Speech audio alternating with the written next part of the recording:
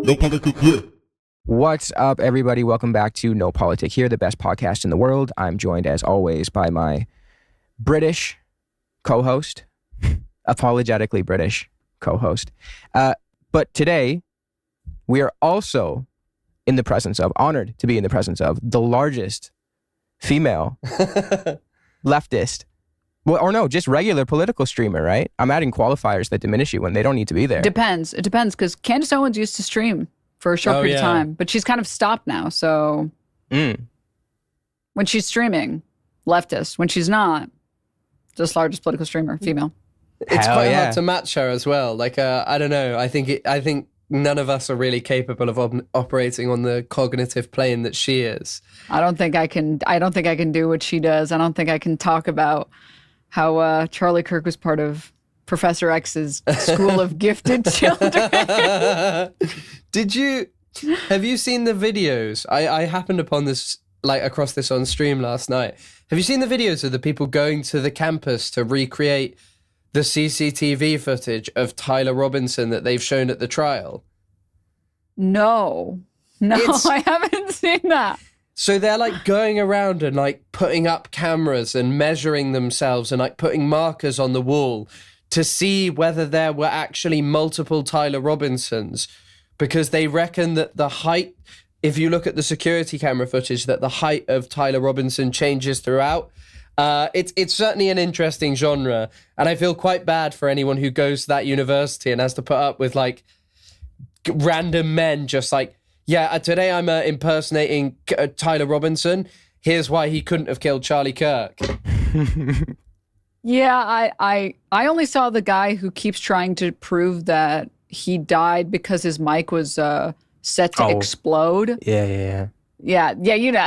Oh yeah, I'm elite ball knowledge. But to finish my introduction, sorry, Denims is her name, if you hadn't noticed, and she's also the queen of fair use, which I don't know if a lot of people know that, but she is now. She has taken the crown from, I guess, would Ethan have been not the queen, I guess the king of fair use prior, but I guess. I think most people thought that he was. Yeah, not anymore. You took it. You usurped him, which is so based of you and awesome. Denims, how are you? I'm doing great. Did a fun, cheeky little stream. Won a fun, cheeky little lawsuit. Waiting for the appeals. Life's pretty good. Life is pretty good. Yeah. Oh yeah. We were talking before, and it just must be such a weight. Thus far, touch wood. Such a weight, such a nice feeling. And also a massive fuck you to a lot of really horrible people. Oh, yeah. You know what my favorite is? Sorry, go for it. The legal guy who's always he pretends he's a super serious lawyer, but he's what's he do? He's doing sex tourism in Thailand or something. Don't sue me. The only thing he said about the legal victory, or my legal victory, was it was a Twitter post where someone said, at Legal Mind said, "How you doing?" And he said, "I need someone to pass me the copium tank." At least he acknowledged it. Yeah. No, I mean, it's just I feel on the internet, a lot of people want to defend you, and they want to defend their favorite content creator or streamer, YouTuber, or whatever. But sometimes it feels you can't defend someone. Sometimes it feels I just this is just too much, right? Or it's just too much too many anti-fans. And I think with the lawsuit, nobody kind of knew whether or not, how the lawsuits would go. And the American legal system, if you have, people who have a lot of money, who can hire the best legal firms, who are hiring multiple legal firms, you're just way more likely to win. So I think because of the financial disparity between the three defendants and Ethan, I think a lot of people felt really concerned about how any of the lawsuits were going to go.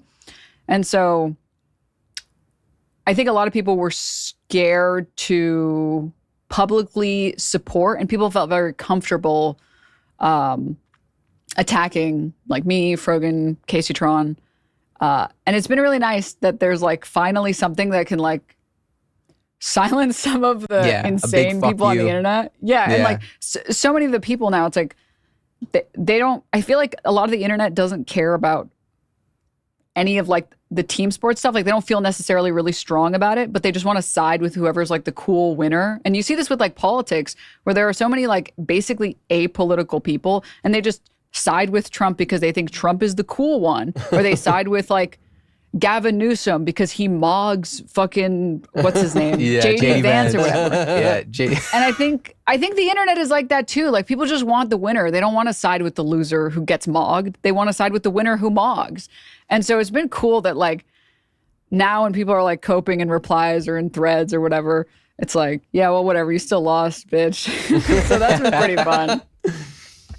Yeah, I think that was always something that we've kind of spoken about, and I've definitely spoken about.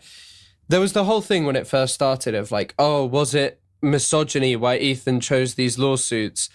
And I think it's pretty obvious that the thing is that a lot of the people who really enjoyed them are just really repugnant misogynists, you know, like Asman. Asman really enjoyed them. And I was like going over like some of his coverage of the Johnny Depp case. And the whole thing was like, because in my understanding, Johnny Depp lost his libel case in the UK against Amber Heard. And in that case, there were like, I think it's about 12 instances of abuse. But yet, watching this, you're just hearing this guy who's like, it's awesome. It is awesome that Amber Heard's life is being destroyed. And so many of these people just wanted to see people be financially ruined. And it's just like, I don't know, do you just not have a heart and realize that this is like a bad thing that could come after you one day as well? Not like obviously Ethan Klein specifically, but like the weight of the legal system over some nonsense with a case you can't fight because you're up against something far bigger than you. Well, and like, I feel like even it doesn't matter whether or not Ethan's intention or his goal or his mindset was one that was misogynistic. It is just fact that it's easier to attack women on the internet than it is to attack men. Like, I mean, you can see like a dude screaming and it's like, oh, it's like funny clip or whatever. And then like the same, a chick will be screaming the same thing and it's like, oh, look at her. She's crashing out or whatever. She's lost her mind. She's having a bitch fit or whatever. And this is not to say that like men are never made fun of on the internet. There's plenty of people that are men that get made fun of on the internet. But in general, it's just easier to get people on board. Yeah. When you're attacking a woman on the internet, especially someone who's very like opinionated. And I would say like, at the very least, I know me and Casey are very opinionated people. So I think he just picked people who like, it would be easy to get public support against those people. Even when men are kind of the brunt of the joke on social media, not always, but a lot of the times, the things that they're lambasted for are like perceived feminine traits. So like even when men are on the receiving end of like these mobs or whatever, the thing that's dug up or the thing that's levied against them is their perceived femininity. So it still kind of circles back to this weird misogyny, even when like a dude is the one on the receiving end of it. Oh like, yeah, 100%. You'll see that with Noah. Like you'll see that with like, I don't know. Noah's pretty fucking shredded. Like I'll kind of gas him up right now. Noah's like, Noah's a muscular dude. He's a cool dude. He used to do like football. So like societally, like he's got that archetype of like a, I mean, the photo wow, where he has like the buzz guy. cut, he looks like a chud. Yeah. Yeah. Yeah, like bro's hot. Bro's a good looking dude. But it's like I'll glaze him. But it's just strange how like even with a guy like that, the go-to is like, oh, you're, you know, this, you're gay, you're this, you're that, you're feminine in all of these ways. So it's just strange that that's what they have to stoop to even when the target is a guy. Oh yeah. Well, I completely agree. And I would say even like it's like I think when you're showing rage as a dude on the internet, you can get away with it because it's like, oh, like that's like a manly trait or whatever. An acceptable emotion. You'll notice a lot of times when men get lambasted online, it's because they're like whiny and they're complaining, which is perceived as feminine, which is why people don't like it, right? Well, I mean, there's multiple reasons, but that would be one of them. Yeah. Yeah, I think that was always the thing. And obviously, one of the lawsuits that didn't go ahead that was quite significant was the iDubbbz one. And the funny thing is that didn't happen most likely because there was some pushback. Because, you know, someone like Moist Critical was happy to make a video about the lawsuit, whereas with these other ones, you know, you didn't kind of see this like groundswell of support because I guess a lot of creators don't want to touch the underlying topic as well, which is Palestine. Like, they don't want it because obviously it's quite controversial. And, you know, if you have like brand deals, I'm sure that like talking about Palestine and being like, hey, Ethan Klein is kind of mad because of this. And then Ethan Klein sticks his fans on you to say you're kind of like anti-Semitic, that it creates this problem as well. And obviously that was a lot of what this revolved around, like a, you know, someone not enjoying being like, you know, someone not enjoying the commentary and the pushback that they were receiving as a result of their political opinions.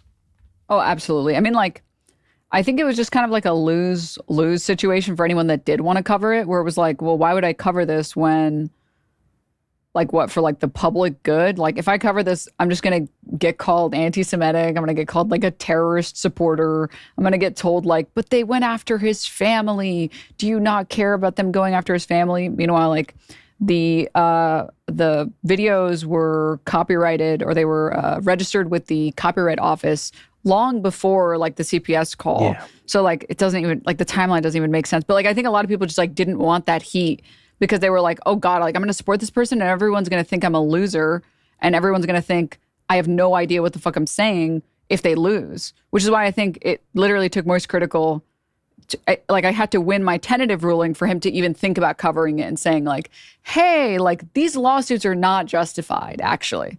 Did he, maybe I'm wrong here, but did he even mention you in that first video, or was it in the follow-up video? It was in the follow-up video. He did not mention me in the first video. So he needed additional just said, like, pushback. Yeah. The additional pushback is what got him to mention me by name, which was weird because he said that like he only knew about the Snark lawsuit, but the Snark lawsuit is directly attached to my lawsuit. Yeah. So there's no, I don't feel like there's a way to know about that one without knowing about the other one, but it's fine. Yeah. But like, yeah, I mean, it's just like, I don't think people just want to side with someone for like no gain. Yeah. Yeah. It's like power and then dynamics. God forbid everyone, like all of us lose. And it's like, see, you were, and then this is another part of the misogyny where it's like, if you defend these people, oh, you're simping. She's never going to fuck you, bro. Like, you don't know that, man. What if I do? Then what? Then what? Then what? to own the chuds. Yeah, because I guess also like looking at the, like this is always the point of the thing as well. Like the people who really were the most upset about the lawsuit, one of them was Tectone, and Tectone is like a really repugnant guy who one of his defenses of when he clearly knew what his dad had done, by the way. It was very obvious that he knew because he'd made jokes about it. And I believe someone else had said that someone else who's like affiliated with him has said that his dad was kind of quite creepy as well.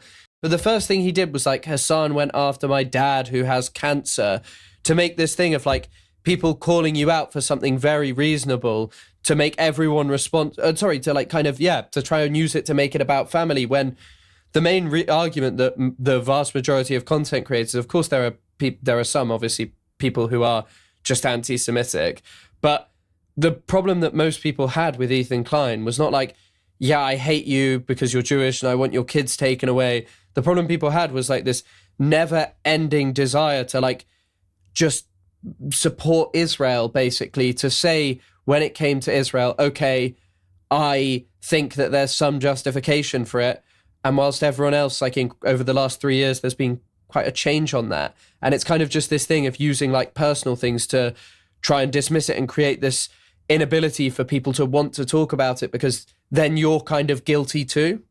Yeah, exactly. And like the sad thing about it too, about all of it is like, I feel like if Ethan at the very start of all of this stuff had just said, I'm not going to talk about Israel, like I have family there, like it's too like raw of an issue and I'm too personally affected, so I can't, like, I don't care if I have the wrong position or the right position. I don't care because I care about my family members. And so I'm not going to talk about it. Like, I think that would be like skirting responsibility on discussing the issue. But I think a lot of people would have been very understanding. I think if you had said that, people would have been like, you know what, man? I would rather you say that than like do whatever this is. That was literally Albert Camus' position on Algeria. He's like, yeah, my mom's there. And that was pretty much it. And like, it's not good, but like, you know, whatever. That would have been his position. But also, I think Ethan should have just had the humility to say, I'm not informed on this topic. I am not knowledgeable on this topic. Instead of like looking up chat GPT summaries of like Avi Shlaim's 3 Worlds memoir and then trying to summarize the positions of a historian and then failing miserably. Because then if you read the book that he cited in the Hassan debate, the 3 Worlds book, literally on the 16th and 17th pages, it refutes what he says the book says. So he could just have the humility and be like, I don't know enough about this topic. He doesn't have to pretend like, oh, I'm going to debate Sam Cedar. I'm going to debate Hassan. I'll debate anyone. That's what he said. Well, I mean, I've requested to debate him many, many times. He doesn't want to. So he ran away from a debate with me. He challenged me and I said, yeah. And then he was like, I don't think I'm going to do that, actually. It's like, what the heck? Yeah, I mean, I feel like if you guys, I think have both done formal education.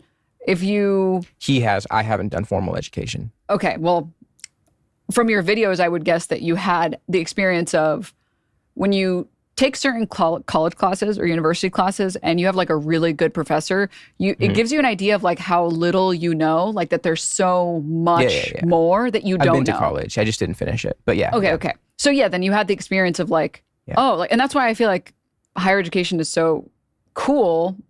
Yeah, the piece of paper, the stupid piece of paper that lets you get a job is nice and everything. Well, not really anymore, but it's the experience of, oh, wow, like you're really broadening your horizons and you're experiencing from like professionals, from like masters at this craft, how little you know. And it gives you a better understanding of like how to prep for things, how to like actually do appropriate research. And if you haven't done that or haven't done that in a long time and haven't like really done your best in a long time, it's hard to remember what that looks like. So when he's like researching some of these things, I think he's not like doing his full due diligence, which is why it just like comes out like, oh yeah, what about this? Like the debate he has with Sam Cedar where he just randomly says, isn't it interesting that in Gaza there are no bomb shelters? It's literally like Reddit Zionist gotchas.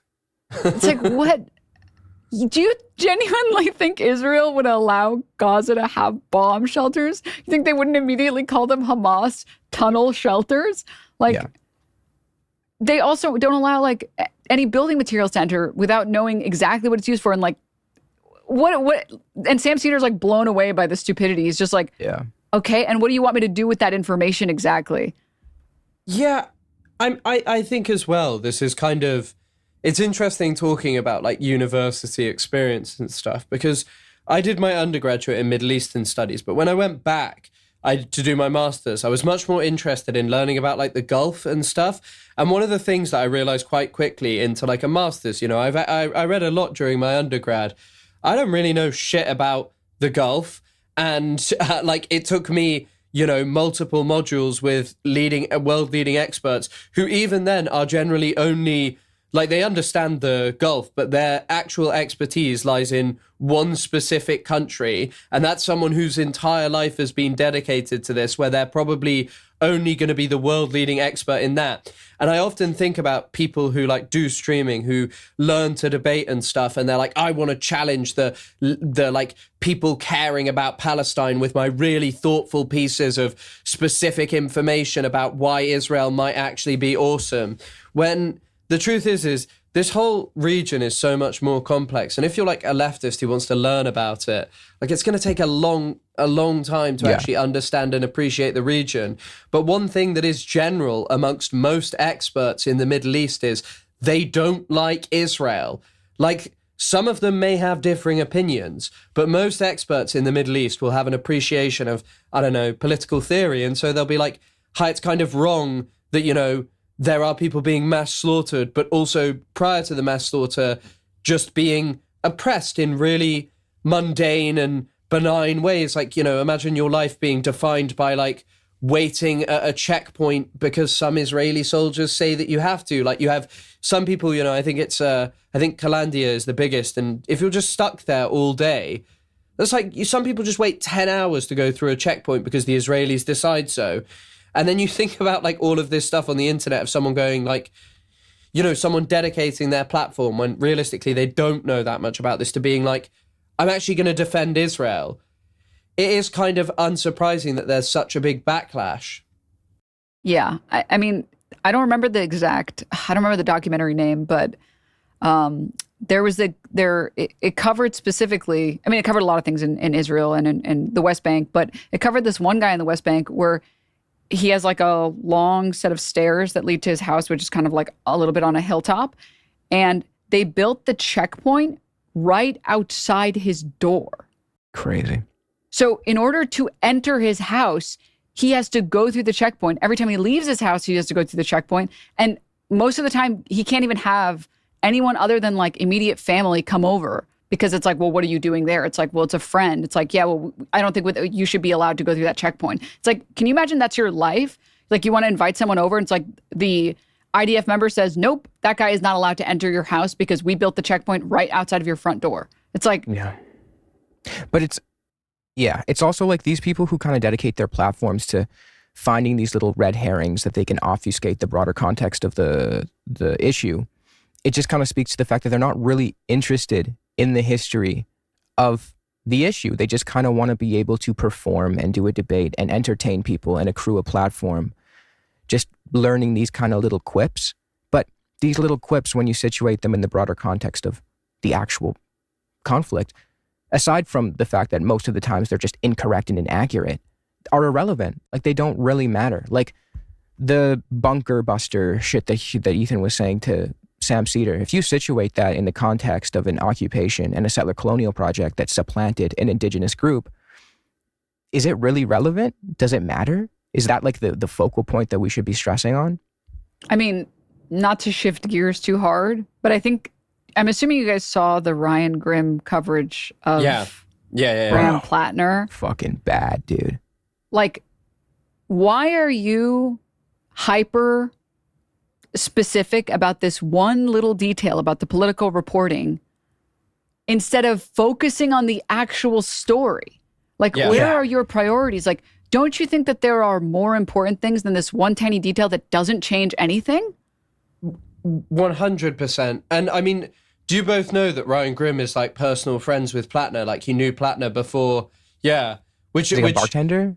Platner was like a bartender in, for those who don't know, Platner was a bartender in Washington, D.C., and he used to serve Ryan Grimm. And I think Ryan Grimm like actually hung out with him to the point where they still had mutual friends. And that's how he was like, he apparently asked a mutual friend, oh, is he still running? And it just felt crazy because the basic detail that he was like trying to change things on was basically because Jenny Rassicot said that she had said to Platner, oh, I need a glute massage. And then he'd be like, I'm coming over. And she said, I don't want you to come over. And they were kind of like, doesn't this just cast into doubt the narrative of like how this all happened? And it's like, no. It's Not at all. Like, if I recall correctly, that's pretty close. She said the glute massage thing, and then he replied basically saying that he was going to come over or something like that. Like that was the implication. And then she'd sent on two separate occasions, no, don't come over. Yeah. And then he showed up anyways. And then obviously in person, she said like, no, stop, multiple times. And the Ryan Grimm coverage was like insane. Like, he's like, oh, isn't that interesting that she was asking for a glute massage? It's just like, it's messed up that everyone is pretending like Graham Platner just broke into her house and raped her. And that's not what happened. It's like, fuck, man. It's so crazy. I don't know, because, man. Like, even if she did ask for a glute massage, even if she didn't tell him not to come over, even if he came over and she was like flirtatious all the way up till the end and she said actually no, that still would be rape. So it's like a completely irrelevant detail. And also, like, I be getting glute massages because my hips hurt. My hips don't lie. And sometimes they're like, you need a glute massage right now. And it's not always sexual. Like, it's actually seldom sexual. Sometimes I just got like a bad hip and I'm like, yo, can you like massage my glute a bit? It's just weird to assume that right away that this is like a sexual thing. And even if it was, like I said, like all the way to the finish line, she could have been like right before. She could have been like, no, actually, I don't want to do it anymore. You respect that. That's withdrawing consent.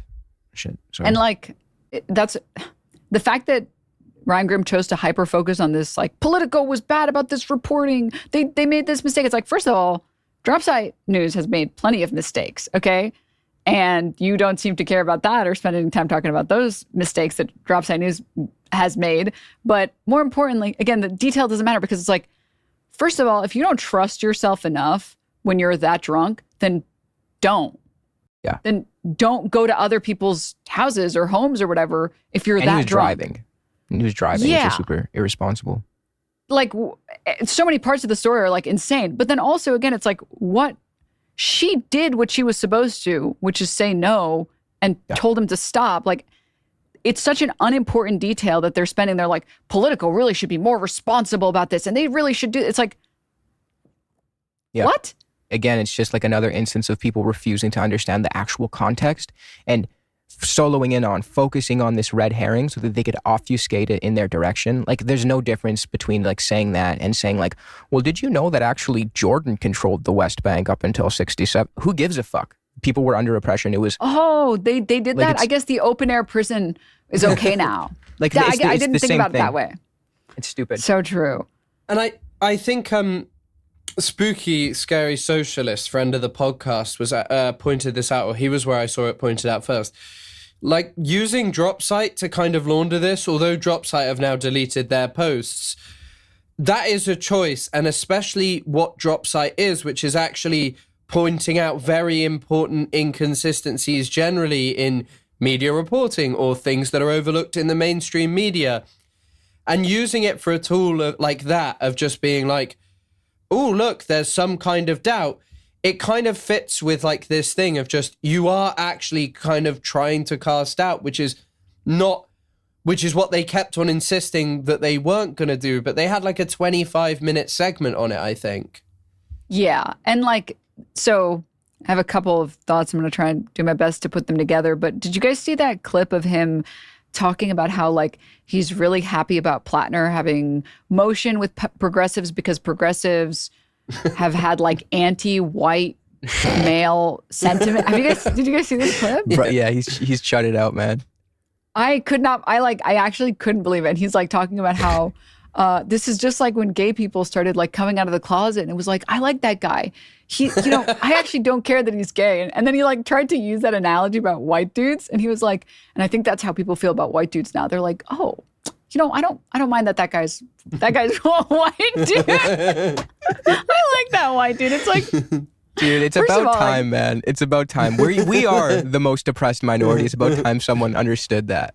I couldn't believe that. I was waiting for like the punchline, and then it like never came, and I was like, oh, okay. How have I never seen that clip? But I think that like contextualizes all this other stuff where like he's spending so much of his time like trying to launder and like help this like candidate who's dropping out. And then I like try and compare it a little bit to like, and I'm not claiming that like Abu Ghazali is perfect. And I think the reporting that they did on her Taiwan stance, it was worthwhile to push her on that. Like we should push candidates when they have bad positions, especially intervention based positions. But the fact that they knew that, like, for example, this is just my opinion, that one of her staffers was like super conservative and it made her campaign look bad. And instead of like them reaching out and being like, we care about progressive candidates not losing in elections, and we think you're a good candidate, like we want to help, but you need to like drop these people before like any of this shit.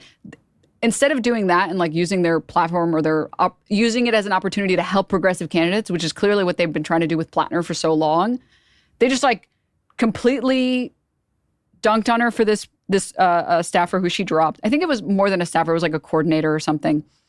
The Taiwan thing, I think, was fine what they did, talking about that. I think it was good to hold her feet to the fire on that. Yeah, I was just shocked because, I don't know, I guess once again, the signs were there of like what like Dropsite had done at times, like especially that, that clip you mentioned. But I don't know, still watching it, and you kind of see the same thing. It's actually like the same thing as, kind of tracking back to something, what was kind of done to Amber Heard, like on trial, when it was pretty evident that Johnny Depp, and still to this day, I'll have people like, well, they were both bad and stuff. And it's like, yeah, I don't doubt that Amber Heard is not the greatest person in the world. She's friends with Eve Fartlow, the strange Twitter pro-Israel lady, and things like that. Free parking lady.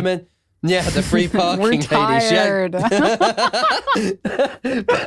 But Amber Heard, like, it's pretty evident that Johnny Depp, like, there is a lot of evidence that Johnny Depp was like this violent guy. But the whole point was like picking these small things to kind of tear her down and make her out to be like this wicked villain. And it kind of feels like that was the point of this as well, with like trying to make it seem as if, I don't know, Jenny, well, they were like, oh, Jenny Rassicot told the truth, but the media hasn't, and that's what you need to understand here. And it's like, well, I think ultimately it doesn't change anything. And the part you should be talking about probably today is that, yeah, this is really, really, really fucked up. And like, you could have, use this for a conversation about misogyny in American politics and generally how people, make excuses for someone who there were already allegations against that fit with a pattern of quite, violent, irresponsible, and drunken behavior that people were really quick to dismiss. I mean, like, I feel like with the Amber Heard situation, people are not going to like this analogy, but it's fine. Whenever people say, well, they were both bad and that's it, and that's the end of dialogue, it feels very like trying to compare like Winston Churchill to like Hitler. It's like, okay, one of those was definitely way worse. I agree. They both, like, people don't like Churchill for good reason, but like, you have to agree one of these is like way worse than the other one. Okay, whatever Amber Heard did, like there was like this one video that I saw where like she's like recording him and it's like 11 a.m. and he's like plastered drunk, like yelling at her. And like maybe she like riled him up to record his usual behavior. We don't see that part of the context, whatever it is. I'm just guessing. But like that doesn't magically give him a pass to like be this like like abusive. Like what? The both sides arguments in the context of an abusive relationship is really stupid because typically there's a power imbalance at the base of that. Well, in the case of what's his name, Johnny Depp and Amber Heard, there was a power imbalance. He was in his 50s and she was in her 20s, right? He's a A-list celebrity. She's, I mean, I'm not really clued in to Hollywood, so I wouldn't have known her anyways, but I'm going to go out on a limb and say she wasn't as popular as Johnny Depp was. So there's this massive power imbalance. And to try and portray this as, well, both sides are coming at this through their own like faults and they're both doing something wrong. It doesn't actually examine the breeding ground in which these kinds of hostilities and behaviors can fester. That's the problem with like the political comment. Like if Dropsite News said, and they reframed that as, hey, Politico, in the future, please be sure to put in as much detail as possible because when you report like this, it gives people the ability to discredit victims. And we believe Rassicot completely, entirely, and we want to make sure that everyone else also believes her. So Politico, please adjust your reporting on this slightly. Like, we care about the victims. We want you guys to care about the victims as much as possible. Do the full reporting. That makes more sense. I don't think anyone would have had a problem with that. I mean, I know I wouldn't have. I would have been like, okay, they're saying, here's why they're doing this. They're explaining it in clear text. And then they're asking for the change. And they're saying uncritical support to Rassicot. But that's not what happened. It was like, they're sitting there and talking about like, and then he says the glute massage. And, oh, anyone ever gotten a glute massage? It's like, what the fuck? Yeah. Yeah, it's really ridiculous.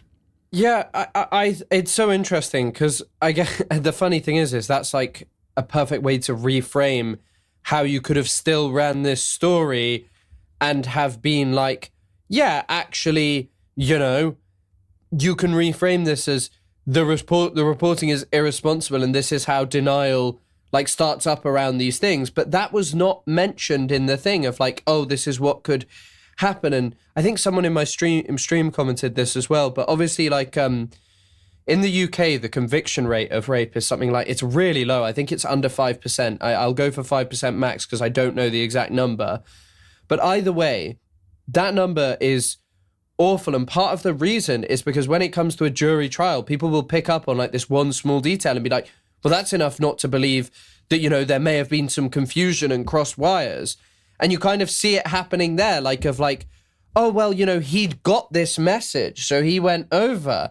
And even though they're like, no, we still believe her story, you can see how for like some people, they'll be like, well, hang on, they're omitting that. So is this all just a stitch up being done to Platner at a specific time to throw him out of a race that he was probably going to win because the media don't want him to win? And it's like, I'm not gonna lie, there's not that many of these people, but the number should be 0.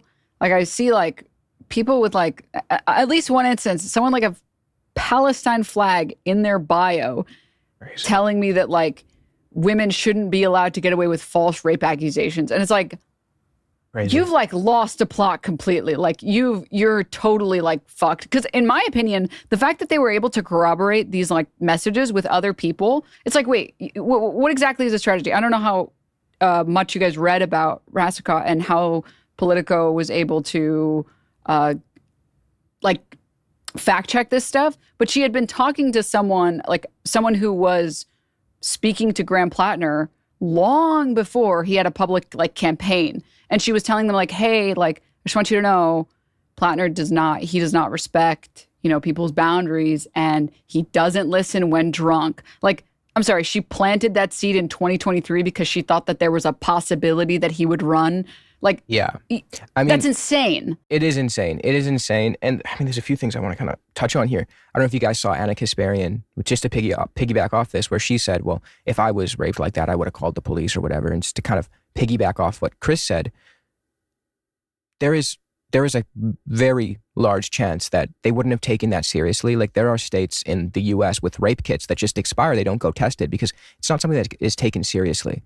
And there's also the risk of if the law does not take it serious in pursuing justice on your case and it expires, societally, you look like you lied. And there's ramifications, there's repercussions for that societally, socially. And the other thing I should mention here is false rape accusations. Like, some men genuinely think this is some sort of pandemic against men, but false rape accusations, rape is something that is falsely accused at a similar level that any other crime is falsely accused. So to act as though there's this huge pandemic of people lying that they're getting raped is complete misogynistic bullshit. It's not actually happening. It's not borne out in the data. Well, I think also there's like, it's like a crazy thing to accuse someone of. So most people, this seems stupid to say, but like most people are not okay with being one of the reasons why rape allegations or accusations don't get taken seriously. Like, I would personally never do that because I would feel bad contributing to an environment where people who do experience that don't get taken seriously. Like, and I don't know how many people you guys have spoken to. I am lucky that I've never had to report anything like that to the police, but people I know have gone to the police and told me that like they had to go to multiple precincts because the first precinct they went to, they told them, yeah, we don't buy your story. We're good. We actually don't have to take your story down. You're good. You can leave now. 100%. That's insane. It's also really interesting how in like the UK, there have been sort of two really major scandals related to sexual abuse, which are like two major that I can think of. There are definitely others, but the two majors are like the grooming gangs. So I don't know if either of you have heard about this, often used by right-wingers to like kind of talk about how Muslim men are all sex predators and stuff. And these were awful.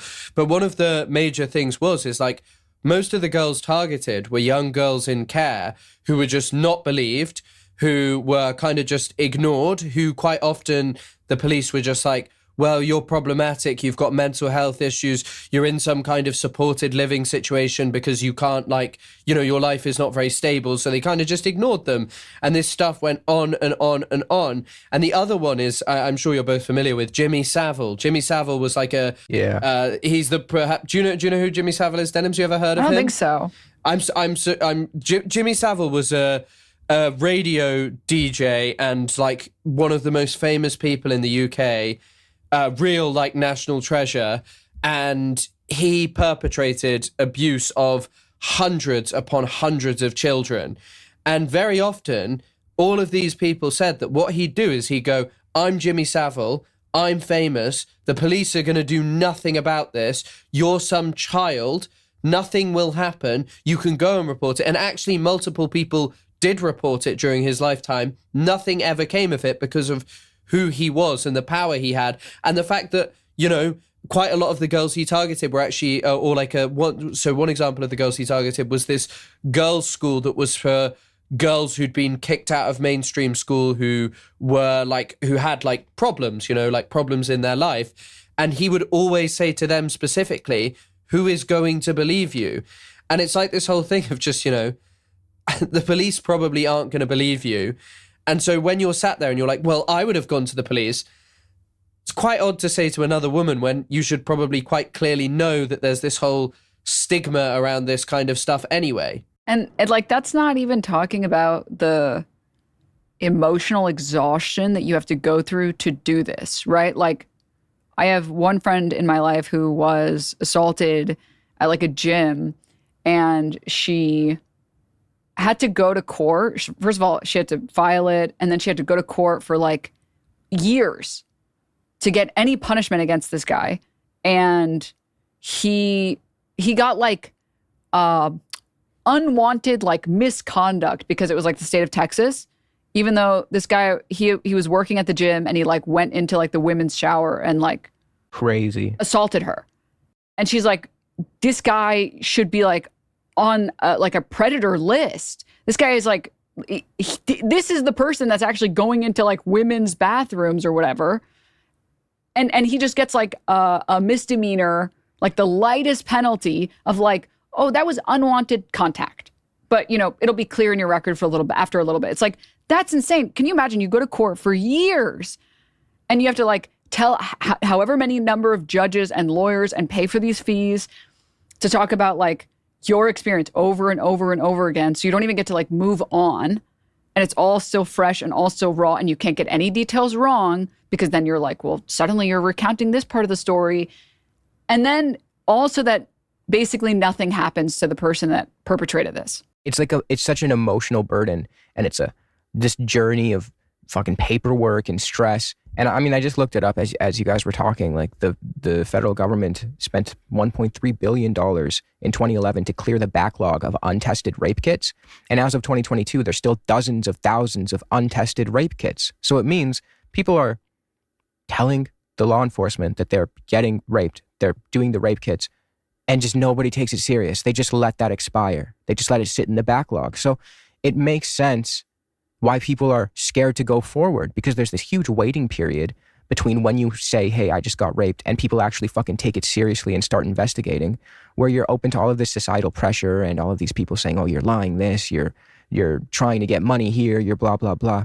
It's completely fucking ridiculous. And to go back to the Amber Heard thing, I think the Amber Heard thing, and I think I've heard you make this point too, Chris, I think the Amber Heard thing where all of these like right-wing, or not even right-wing guys, just dudes on the internet piled on this girl, I think that had to do with the Me Too movement, where a lot of guys felt like, oh, I'm actually the real victim of Me Too because people are pointing out that men be fucking raping. And I think they saw that as their way, as a vector, that they could express their anger and put it onto a female, a woman, like I guess, someone who's going through it. I feel like there are two groups that really supported that. And like the first group, I would say, are the people who don't want to come to terms with the fact that what they've done in the past has not been consensual. And the other group are people who like perceive this happening to them in the future. And they like have this made up scenario in their head of something that would happen to them that hasn't happened to them. But I do think that there is like a shocking number of people that are like, well, if that's not consent, then nothing I've ever done is consensual. It's like, what? That's crazy. Bro's giving the game away. That's crazy that you said. Like the people who are crazy. Like, well, if we both got blackout drunk, what's the problem? It's like, yeah, I've done that before. It's like, dude, the moment you start getting too drunk or you start seeing somebody else that's way too drunk, you should just be responsible. You call it off. And call it off. Because if that person's interested in you, they'll still be interested in you the next time you see them. And if they're not, hey, guess what? You should be happy that you didn't do something that might have been unconsensual. Yeah, absolutely. Yeah, I saw actually some people trying to make that point of being like, oh, if he was blackout drunk, because apparently Platner in this story was, how could he have consented? And it's like, what are you even trying to get at here? Like, what is this? Is this some workaround? He was actually raped, like, Chris. I don't know if you knew that. Yeah. She actually reverse raped him. Mm-hmm. That's what these people are trying to get at. And it's just ridiculous. Kind of insane seeing the lengths that people will go to justify some guy. I mean, even Trump, all of a sudden, Trump called Platner a pig previously, and then all of a sudden was like, well, if you believe the woman and the allegations against him, which is pretty crazy to hear. Yeah. Also, from like, him, yeah. how old was he at the time? He was like 40s. I don't know how old Platner is. Who? I think he's, I Graham don't think he's Platner. 50. It happened in, okay, he's 41. Wow, he looks rough for 41. Yeah, it's rough 41. So that was probably like, she said it happened in 2021. So he In was his 35. 30s? How are you 35 and you don't know that you shouldn't be drinking to the point of being blackout? Like, Yeah. I feel like most people, at the very least, probably in the UK too, but like in the US, you know how much it would take to get blackout drunk. I know he struggled with like alcoholism, but that again, that's not an excuse for getting blackout drunk, driving drunk, putting people on the roads' lives at risk, going into a woman's house after she told you not to come and raping her. So there's literally no excuse. It's just, yeah. It's like the same as the people who use being drunk as an excuse for all of their actions. It's like, that's Yeah. crazy because like when I get really drunk, I don't do that. When other people get really drunk, they don't do that. It sounds like you're using that as an excuse and you're really drunk. So you're just autopiloting who you actually are. Like what happened Yeah. to getting drunk and just like munching on a bunch of food and watching Modern Family or something? Like I don't know what people are doing when they get blacked out, man. I'm also, I don't understand. I don't get it.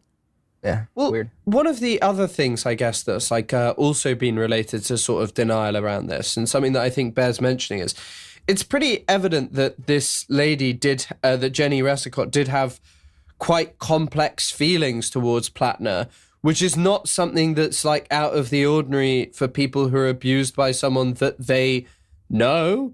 Like, that she, was also like, even when she's messaging her friend, like warning them about Platner or whoever this person is, it's not said, but she's kind of like, people might be like, well, why didn't she go harder on that? And I think I did see some people trying to say that, being like, well, why wasn't she like, oh my God, he's this evil rapist? And it's like, well, she probably has quite complex feelings because she dated him for 2 years and probably at points he maybe was like a nice guy and then he did this absolutely horrific thing.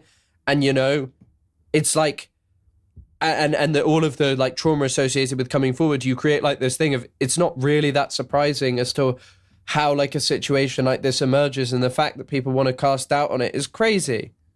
And if you are trying to talk about your genuine experience, like messaging someone and then being like, this guy's a super duper mega giga rapist and you shouldn't talk to him ever. It's like, you're just going to get fucking immediately blocked because you sound like a fucking crazy person just messaging people like that. So for her to say, no, I understand. Your experience is probably that he's pretty charming and like funny and charismatic. I felt the same way. And he kind of did this stuff that wasn't okay. And I just would feel bad not telling you about it. If he's been charming and funny, yeah, he was with me too. And then he violated my consent. Like, you have to meet someone where they're at. And I don't think if I got a message from someone about someone like that, I'd be like more willing to listen because I'd be like, oh, okay, damn, maybe this is just who this person is. Versus one that's like, this is a terrible person. I'm like, I don't know, he's never been terrible with me. I've never gotten a bad vibe. So like anyone trying to discredit her story because of those messages, it's like, it makes like. But it's so weird too, because the people who are doing it are, leftists or liberal left or whatever in the case of Anna. I don't know what she identifies as, but it's people who claim to be of the left who are coming out here saying, oh, there's holes in this rape story. Or the really gross one, the previous accusations where people were like, oh, but this is a Republican. I mean, Republicans can get raped too, dude. Like, I don't know. I understand saying that like maybe there's some sort of political motivation with certain people, but that in no way gives you the right to reflexively disbelieve someone for being conservative. I would say Anna Kasparian acts like a Republican. And I don't even know what she's doing, bro. And I believe her experience being sexually assaulted. I believe her completely. From the guy, right? Some guy like sexually assaulted her. She said that it was this dog. homeless guy who had sexually assaulted her. Yeah, that's But unacceptable. I believe her completely. And even though I think that she acts and talks and moves like a right-winger, like a Republican, even though I feel like so much of her content has been like very why I left the left coded, that's not going to change or stop me from believing her experience there. Yeah, absolutely. I just disagree that we should melt all the homeless people because someone sexually assaulted you. I just think we should, have like reform, and we would get people off the street, and we would get them the help that they need. Because if someone's having a psychotic episode, maybe if that wasn't happening, all of our lives could be better, including people who are victims of assault from someone having an episode on the street. Like, maybe if we dedicated some resources to this, everyone could be better off, instead of like, no, we need to throw them all in forever jail. Like, that doesn't solve that's literally never worked for solving the problem. Yeah, again, it's just ignoring the structural issue that created this scenario in the first place. Yeah, I think as well, like with in my understanding, a lot of the first set was like, yeah, Graham Platner is like quite, he was like sharpening axes, and he told her a weird story that if someone broke into the house, he would like sexually assault them if they broke into his house. I think the quote was like, if a home intruder walked in and broke in, I would rape them, but not in a sexual way and not in a gay way. I would rape them to show dominance. I'm paraphrasing just a little bit, but that's pretty close to what the original quote was, which lines up with why like assaulters, rapists, and sexual abusers do what they do. They don't do it for sexual pleasure. It's for power. Power. I mean, we kind of did this episode a little bit out of order I'm looking at the docket right now, but I mean, I do think it's important to kind of touch on, aside from this revelation with Platner, I think it's important to kind of touch on all of the red flags a lot of people just kind of purposefully turned a blind eye to, because I guess they thought he would be like their based, woke, socialist chud guy. But I don't know. At least for me, I have a very kind of pessimistic outlook, I guess, when it comes to people who serve in imperial wars. It's not that I believe that nobody could ever be redeemed. It's just that I think if you serve in these genocidal wars like Iraq, the imperial wars like Iraq and Afghanistan, I think if you aren't profusely apologetic and you try to seek out some sort of atonement with the actual victims of your crimes, I think it's very hard for me to at least give this person a chance.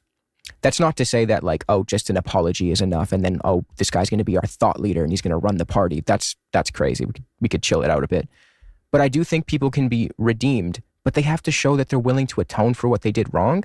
And I don't think he did this. I think his Reddit posts are atrocious, and they actually confirm that he did what he did because he is like a sadistic freak.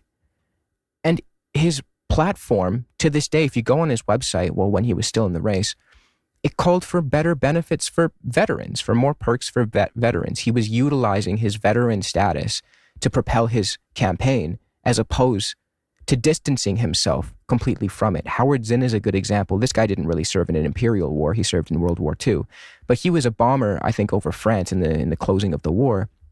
And he was wrecked by it. He was wrecked by the possibility that he could have harmed civilians. And he dedicated his life after to being actually anti-war, writing anti-war, anti-imperialist books. So that's someone who I think is like learned a lesson and showed that they genuinely were harmed by their own actions in a way that Platner, who served in actually imperialist wars, did not do. I would go also on like, I would also add people who serve in the military because of the poverty draft. Like, I've known people personally who the only way that they escaped poverty was by joining the military, because they didn't have good grades. They grew up in a bad district. Their schools, all of their schools sucked. Like, they were truly failed by the system, and they joined the military, and they were like, I'm just going to do the bare minimum, get a degree, and then get out, because I don't even want to do this. And if those people if someone like that ran and they were like, why is our system so broken that people have to join the military to get a life, to be able to have a family or get a job, like a well-paying job with a pension? Like, we should have better education. We should have better safety nets. We should have healthcare for everyone. Like, that's something also, like, I would be so, because I know a lot of people join the military because of the poverty draft, and that sucks. Like, nobody should be joining the military because they don't feel like they have any other options. I absolutely agree with you with the structural issues, and I absolutely agree with you that the military as a behemoth preys on people who are in poverty. But I think if you actually look at the data, I do think that like over 60% of the military is they come from like middle class backgrounds. Oh, I yeah. also am not like entirely convinced of like the argument of like, oh, I'm financially struggling, so I'll join like an imperial kind of war machine. But I understand why people do it, because people don't have that education and that hindsight to look back at it. And I do think the number one issue here is that we have a system that allows a military complex, industrial complex, to prey on people who are economically insecure, who are stricken by poverty. So I agree with you 100% on that. So to be clear, it's actually really hard to find this information. The last time I looked, the majority of people, when asked at like recruiter booths, I think mostly at high schools, they say that if you were to join the military, what would be the main reason? And that one I'm pretty sure is overwhelmingly for financial reasons, for security, for stability, because people just don't know what to do with their lives. And they're like, I guess I'll join the military. I don't think like I'm going to do well in university, and I kind of don't want to do like backbreaking labor for the rest of my life. So I guess I'll just do this. And it's easy, and you just show up and someone else tells you what to do, right? But when I tried to look for the number of people that joined, that end up joining, it was a lot harder to find how many of those people joined because of poverty. But I wouldn't be surprised if that number is much smaller, and the people who do end up actually joining are predominantly joining because they want to, because the second highest one was to serve my country because it is my civic duty or whatever.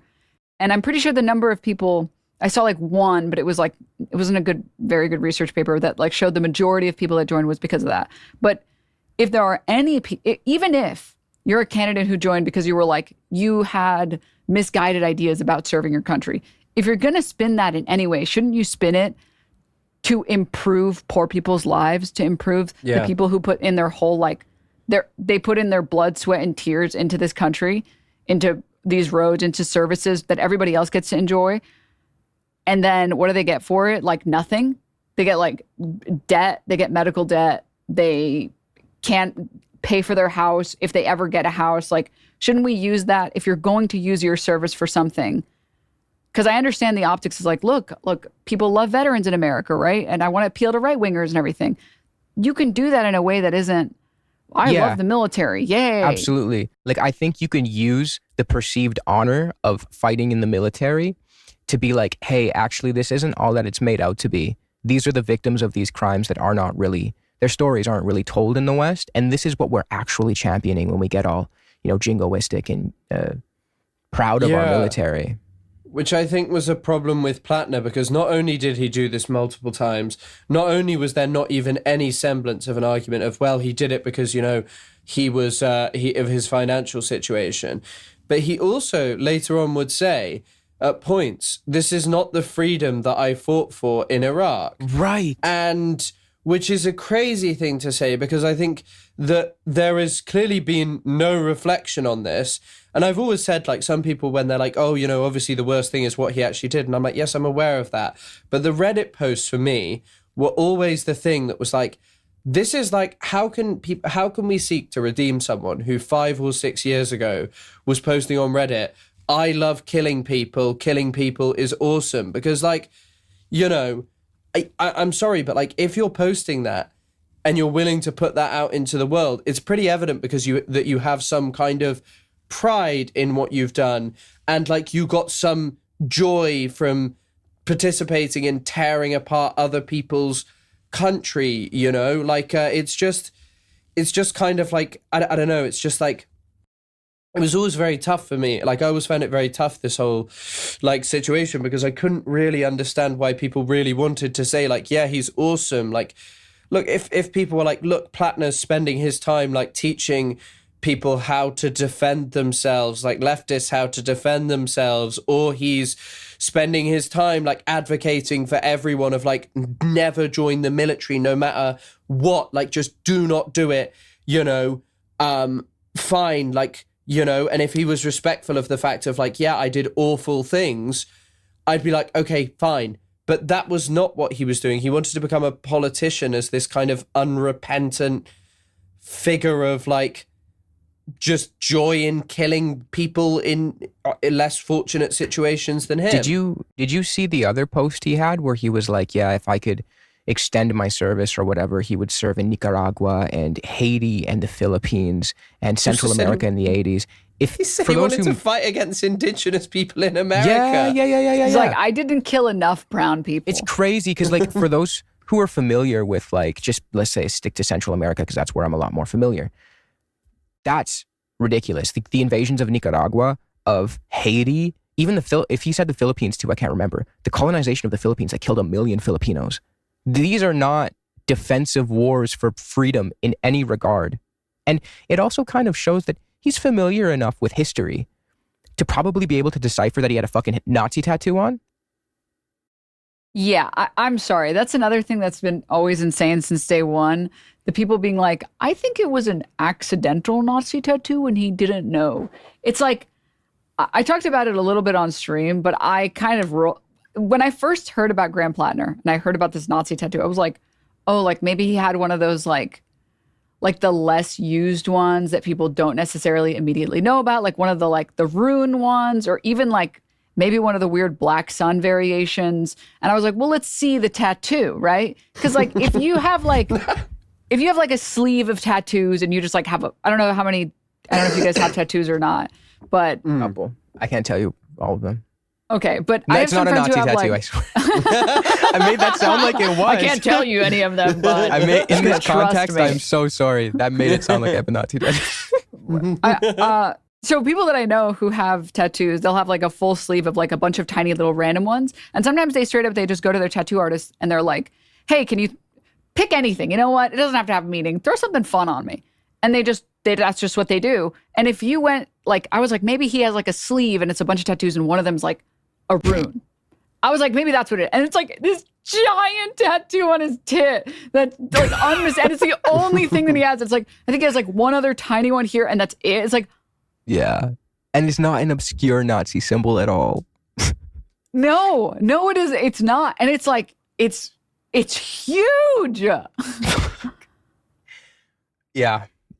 I don't know, man. I don't know how nobody told him for like the 18 years he had it. Is that how long he had it? 18 years? I don't know how. I don't even know. Nobody was like, bro, you should look into World War II a little bit. Because I feel like this, and that's the other thing about him saying like, I didn't know. It's like, I feel like if I accidentally got a Nazi tattoo that big, there would be someone in your life eventually that would say something, okay? Right? And the second you found out, if you weren't a Nazi, you would get it removed immediately. Yeah. I just find it a little hard to believe that no one in his life told him at any point for the like decade he had it. But also, like, did he never watch like a Nazi movie, like Schindler's List or something? The Totenkopf is on the Nazi hat. How do you not know? How do you not see this? Yeah, I can't. Someone I knew at university said they met a guy who was wearing a hat, and they were like, "What's on your hat?" And he was like, "Oh, I don't know. I just got it. I just like, I don't know how he came into. I can't remember what my friend said how he'd come with it." And he was like, "Do you realize that hat is like the commemoration? Like it's a hat that's got like the symbols to commemorate the Nazi invasion of like Africa, like the Nazi Africa campaign." And this guy was like, "No, I didn't know that. I'll get rid of the hat instantly." And so like probably he was telling the truth. But like you think about that, like, okay, maybe you weren't familiar that there was that you were going to find some kind of like symbol of an invasion of to celebrate that, like the campaign in specific parts of Africa or whatever. But like, come on, the Totenkopf, it's a tough one. And like still for me, I think the thing that I always reiterated was like, this is bad, obviously, but the thing that just is like so outrageous is just like going, I love killing people. And also there are other posts where he's like, I was against the war in Iraq. And then he was like, well, but I still wanted to go for an adventure. It's like, what? You know it's wrong, but you just want some personal adventure. There are plenty of things that we all know are wrong and that maybe we would like to experience, but like no one goes out and does them because you know it's wrong. Okay, two things. One, it's kind of giving Raider of Ramallah. Okay. She was bored, man. She had to do it. That's what you said. And two, like, I agree with you. The posts are like, it's not like well, I'm doing my civic duty and I need to serve my country because I care so much about it. It's like, I love combat. Combat is the most fun thing ever. Yeah. I love going out and murdering people. The thrill is great. It's like, Yeah. we're just gonna ignore that totally. And completely. the Blackwater thing. I guess we haven't even really talked about that. Lied about being in Blackwater, then images resurface. He's got a Blackwater hat. He's got a fridge magnet with Blackwater on it. Who has that? Where do you even get a Blackwater fridge magnet? Like, do you get that on Amazon? How do you get that? You have to like, it's crazy. And this is, by the way, this is the funny thing about Ryan Grimm. Drop site news. Yeah, is that you're gonna say? Go for Jeremy it. Jeremy Scahill, right? He wrote a book. He wrote a book, an expose on Blackwater. Scahill. Is that what you're gonna say? Yeah. I was gonna mention also the post, but go for it. Oh, sorry. No. You go for it, because that's all I was going to say. Oh, okay. It's funny for Ryan Grimm to do all of this, like, oh, well, what about this glute massage? I care about proper reporting. Meanwhile, Drop Site News kept insisting this lie about there being no ties with Platner to Blackwater. Yeah. And it's like, oh, really? You like credible reporting? You think everyone should be more responsible? What about you take a look inside, man? Like, the call is coming from inside the house. It's so crazy. Yeah. What year did he join Castellos, right? Not, I guess, the rebranding of Blackwater. What year was it? Let me look it up. Because I'm pretty sure it was after the Nisour Square massacre, right? I think it's on his Wikipedia. I have to look. Well, I mean, regardless, Blackwater was known for its many war crimes and just unaccountability, general unaccountability, because it was a mercenary group. So, I mean, it's just repulsive to be like, yeah, this is all I know how to do. I'm going to go back and join Blackwater because that's what my skill sets are. And then you have people like Emma Vigilant saying, well, you're actually elitist if you criticize that behavior because he doesn't have any other skills. He's like a blue collar guy. Brother. He was working in a bar. Yeah, dude, there's Sounds way like he more had other honor in skills, that. man. I don't know. Crazy. He was oyster farming as well. I don't know how you farm an oyster, but like he was doing that. So he's got some skills. So this whole notion of just like, there's no... Okay, he worked in 2018 with Constellus. Okay, so that's well after. Nisour Square Massacre was 2007. He'd also called into the Majority Report. I don't know what year it was, but the fact they don't have footage of that would seem to suggest that, you know, he was at least like conscious of like, you know, these kind of news outlets that are generally try and do anti-imperial stuff and like anti-imperial stuff, like try and like push anti-imperial politics, and yet somehow didn't know that like what Blackwater was. No, and I think that this is sorry. It's so bullshit. Sorry, keep going. Did he say that, Chris? He didn't know what it was? No. But like, sorry, to join it with like apparently having these politics to join it.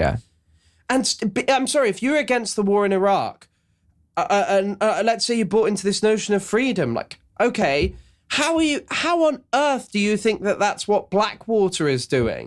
Yeah. Should I link in the private chat or in the Google Doc?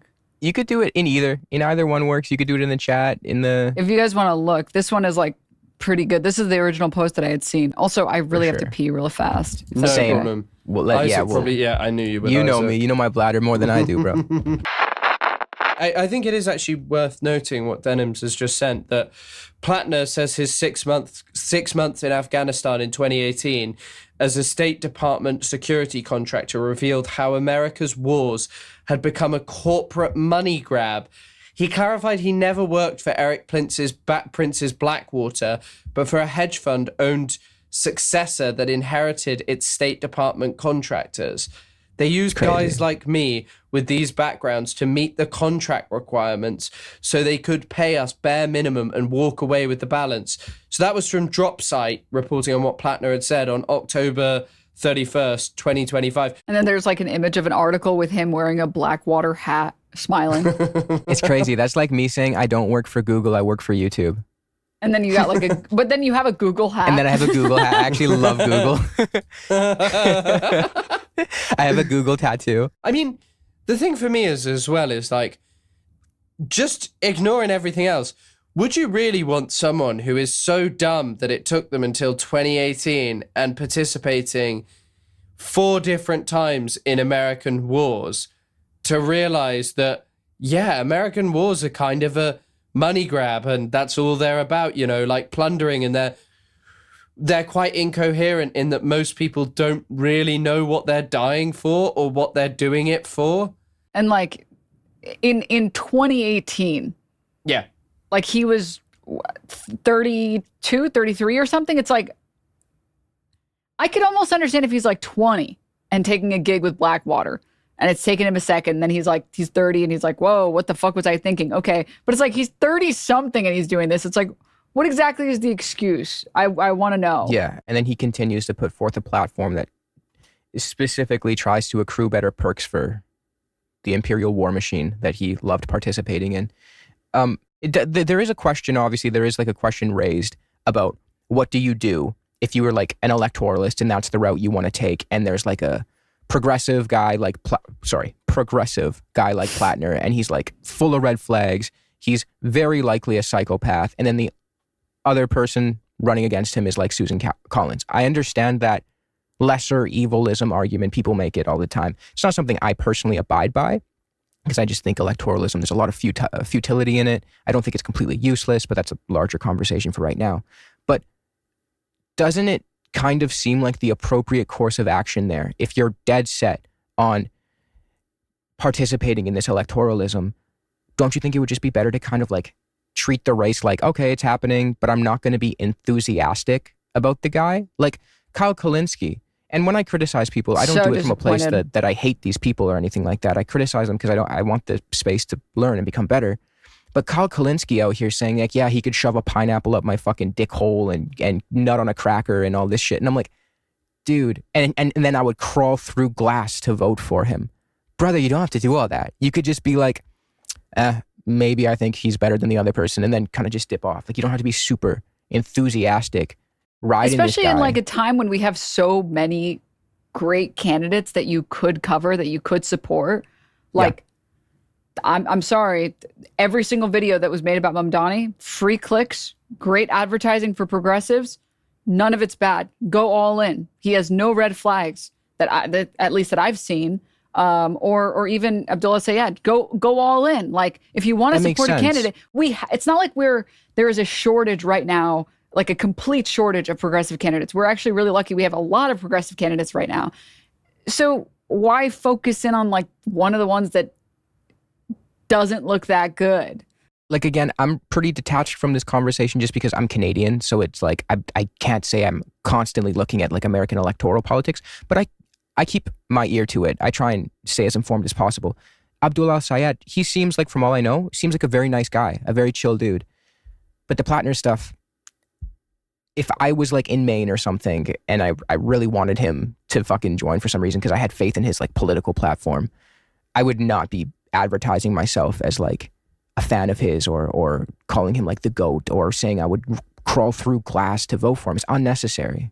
No, I think by far like the biggest disappointment was like Kyle. I literally just like, I saw the first accusations and allegations from Fifield, and I was like, I'm good on all Platner coverage. And I think I told my stream, I was like, I'm glad I don't live in Maine and I'm not talking about Platner. Like, I'm just not. Listen, I understand if you're going to vote for him. I understand why. I'm taking a step back from all the Platner stuff. I'm sorry. Abdul Sayed, hell fucking yeah, let's go. Seems Nothing like but positive coverage. Exactly. And it's like, because like that's like a ticking time bomb. Like, yeah. I'm sorry. This guy has way too much shit to be concerned about for me to like give full-throated support. Like, I know to be a little bit more cautious about someone that looks like this, that's acting like this, that has a fucking Nazi tattoo, talking about how much he loves combat. And I don't know if you guys saw some of the other Reddit posts where like there's one where he's talking about how like, I think if I can read it out, he said, holy fuck, how about people just take some responsibility for themselves and not get so fucked up they wind up having sex with someone they don't mean to. Men and women, you make a choice to consume enough of a substance to lose your self-control. So if you don't want to be in a compromising situation, act like an adult, for fuck's sake. Rape is a real thing. If you're so worried about it, buy Kevlar underwear. to buy Kevlar underwear, you'd think you might not get blacked out, fucked up around people you aren't comfortable with. It's like, that's all I need to read to be like, all right, this is a disaster waiting to happen. It's also like he had a pretty clear head start too, right? Like he was in the lead. Like people did not have to go so hard for him. You could have literally just ignored the race completely. And he probably, if you deep down secretly really wanted him to win, he probably still would have if you just didn't fucking, brand yourself as like, oh, I'm part of it. I love this guy. I like this guy. He's good. See, I also do think though that there was I think his name was the Humanist Report, and he released like a great video about this. And his video was basically though like, if this has happened with someone so outrageously bad, someone who's like, has literally killed people and is really happy and gleeful about killing people and did it so many times, and and people were so willing to ignore every red flag, do you not worry that this will happen again if when someone like this runs, we don't have serious conversations and say to people like, hey guys, we should not be endorsing this guy because of his past, because of who he is and what he's done. And I think that that's kind of like a thing that's really worth harping on, of just being like, guys, this is definitely a moment for reflection of like,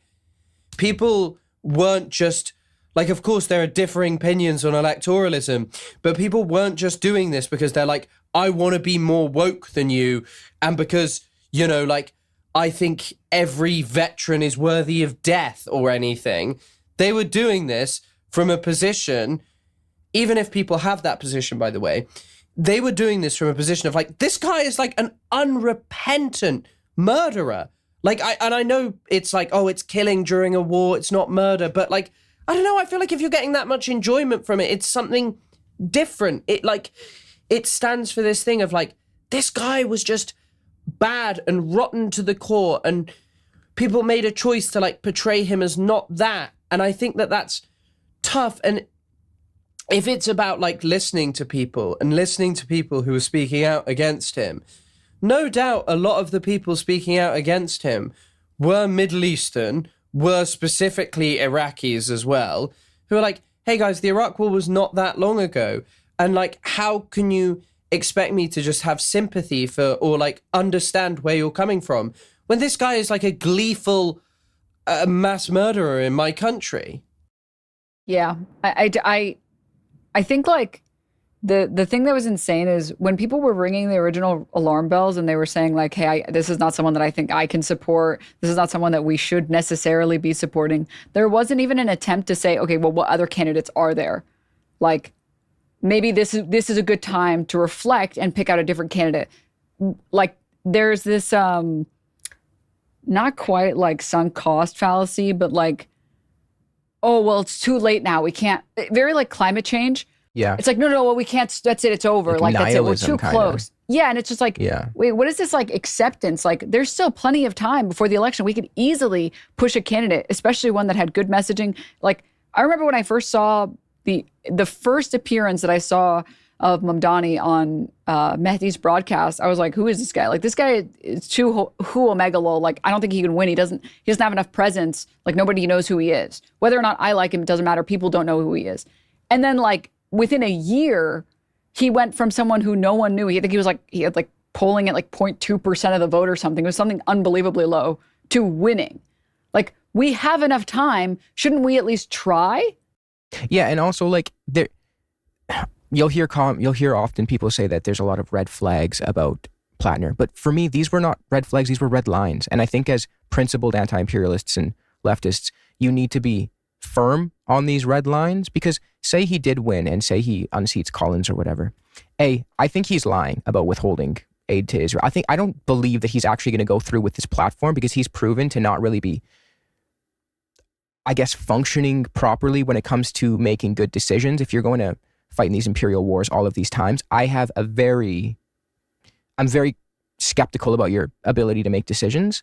But also, it gives the signal that running a campaign on using your service as this kind of like way to propel it forward and not actually atoning for it and running like an imperialist campaign, really, because he's running as I'm a veteran. You look at his platform, he still wants perks for veterans. What signal does that send out to the progressive flank of the Democrats that says run more candidates like this? And that, as principled leftists and anti-imperialists, we should not want. We should want to nip that in the bud right away. And so, I think on top of that, it's like, I would understand because his entire position, which people fell for, was like, oh, I've changed. I would understand that if that was just like, if it was only that he had made posts online. Because I'd be like, okay, like it's very different to say something and to like think it than to go out and actually do, right? Like I think maybe you guys have had the perfect positions all of the time, but I've had positions that I was like I was very Reddit atheist. And then I was like, okay, let's calm down a little bit. Let's reel it back just a little bit. Okay, we're going a little crazy. So that's like one thing, to just like have the mental and to have positions that are incorrect that you think that you say, but that's not what happened. It's like you are physically going to war and describing combat as the most fun you've ever had in your life. Yeah, I'm on his Graham for Senate platform website right now, and it's still up. Obviously, I don't expect it to be taken down. But he's talking about, he goes, I know what sacrifice looks like. I served for 10 years overseas. I will never turn my back on the men and women who served.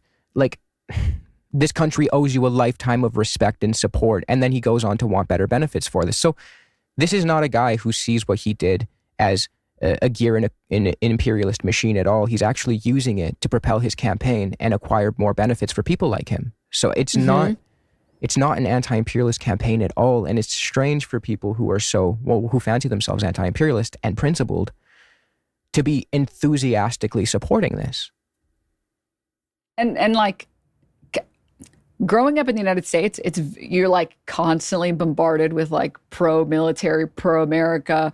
You need to serve your country. These people fought and died for your freedom. So it's very easy to grow up and be like, I think I was only saved from this growing up as an immigrant, or like as from an immigrant family. But if I wasn't, I could easily have been like, I could see a world where neither of my parents are immigrants, and I'm like, yeah, it's good to serve your country. And then realizing, wait a minute, that's fucking insane. Wait, our country has done horrible things and committed countless war crimes and actively engages in imperialism and actively is just makes right on every single front. And we've rewritten countless conflicts. So like that mental swap, I think that's valid. I think it's hard to grow up in the United States and not initially start out as, yeah, it's a good thing to serve your country. Yeah. But how did the combat like not change your mind? It's insane to me. Yeah, and especially because like, I'm sorry, this is not like some niche position that American war is bad and like it's all been kind of pointless and without even reflecting on the victims of it. This has literally dominated American media since Vietnam, because the Korea's kind of just ignored because it's also atrocious. But Vietnam was this point of like reflection, and like most of the, if not all of the major culture around Vietnam is in relation to the disaster of it. And Iraq was a disaster. Iraq was like a long-term disaster for like years and years and years. And, you know, like people have pointed this thing out of like, would you vote for an Israeli soldier? But even worse, like Graham Platner. So someone was kind of being a bit like, I don't know how to, like mischaracterizing what I was saying in my stream. So Graham Platner, if people aren't familiar, Abu Ghraib was one of the worst torture dungeons. It has a very famous photo of the guy strapped to the car battery with the hood over his head. Abu Ghraib was one of the worst torture dungeons. Graham Platner was, I don't think there's any direct evidence that he was actually a torturer in it, but he was a guard of the facility, and he like spoke about how he fought in the battle of it. And so, like, would you respect an Israeli soldier, and would you ever like think that that person was redeemable if their job by choice had been to defend just an Israeli torture dungeon? And most people would say, no, I don't think that person can be redeemed. But when it came to him, people were just like, well, you know, he's like people are just trying to ruin things. They're just trying to stop this great guy, like potentially getting elected, who's going to change things. But it's like, I don't know that he is, first of all. But more importantly, this guy is just this killer. He is just this killer who participated in something so barbaric. Yeah, it's what's crazy to me is like, you believe in that. He clearly believed very heavily for a long time and didn't atone for it in these hierarchical systems and structures where might makes right. This is like, why is it so surprising that that guy wouldn't abide by consent? Why like, I don't know how that could be shocking to someone.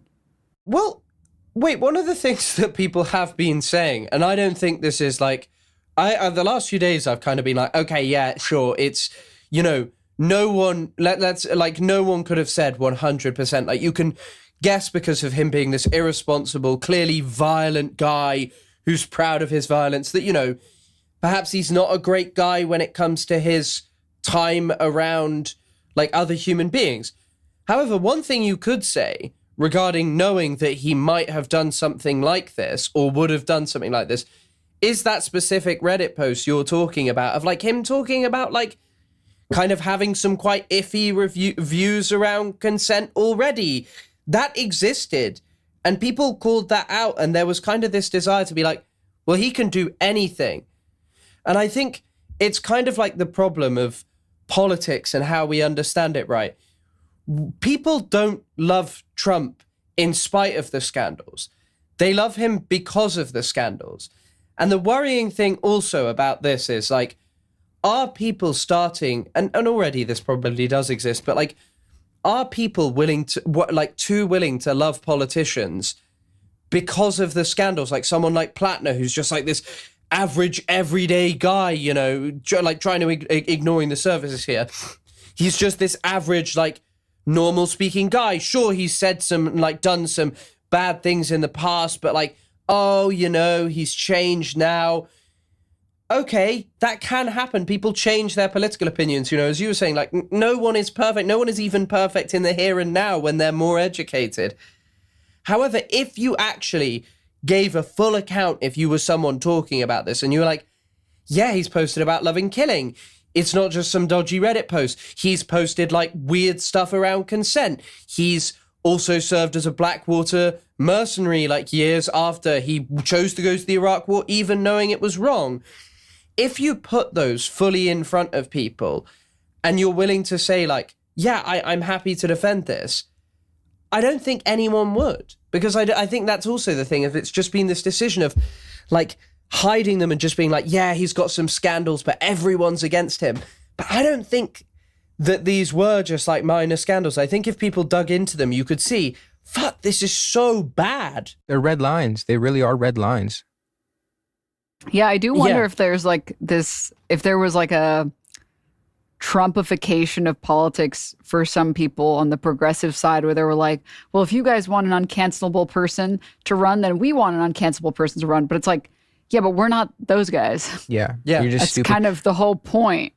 There's an appeal to populism, but the appeal to left populism is that we actually believe in the economic issues that are kind of undergirding the left populist position, whereas on the right, it's just kind of empty rhetoric and, oh, them versus us, the elites, the Epstein, and then they're just doing the Epstein shit themselves. But I don't know, I guess this kind of opens up the discussion to preventing this from happening again. And I mean, I look at, from my limited vantage point again as a Canadian, I look at the people who are, you know, running and being heralded as potentially the next generation of, like, the left progressive Democrats or whatever. And I see figures like Brad Lander, who, again, this is, for me at least, from, again, my limited vantage point, seems like should be a red line. The guy openly says that he's a liberal Zionist, said that he invested in Elbit's system. I just learned this not too long ago because I'm not that tapped in, but holy fuck, when I saw that, my, like, jaw dropped. I was like, how can we rally behind this guy? I understand lesser evilism and all of this stuff, but at what point is that worth sacrificing or just foregoing your red lines and potentially setting a precedent and saying, well, us as the progressive flank of the Democrats are actually okay with self-described Zionists who feed Elbit systems? I think the only lesson that should be learned from Brad Lander is when it will help Democrats win, or sorry, when it will help progressives and DSA endorsed candidates win, we should use those things to our advantage. So like Mamdani endorsing or cross-endorsing with Brad Lander was genius because it helped like push against the bullshit. Mamdani is anti-Semitic, and then he is cross-endorsed by a Jewish man. It's like, okay, well, that helps like cut some of that down. And probably at the time, Brad Lander knew that that would hurt his chances and improve Mamdani's chances, which is probably why they had like, I'm just guessing, a backdoor conversation about, hey, you do this right now, and when I win, the mayoral seat or whatever, when I win as the mayoral candidate, I will endorse you for the Senate. I will do that for you.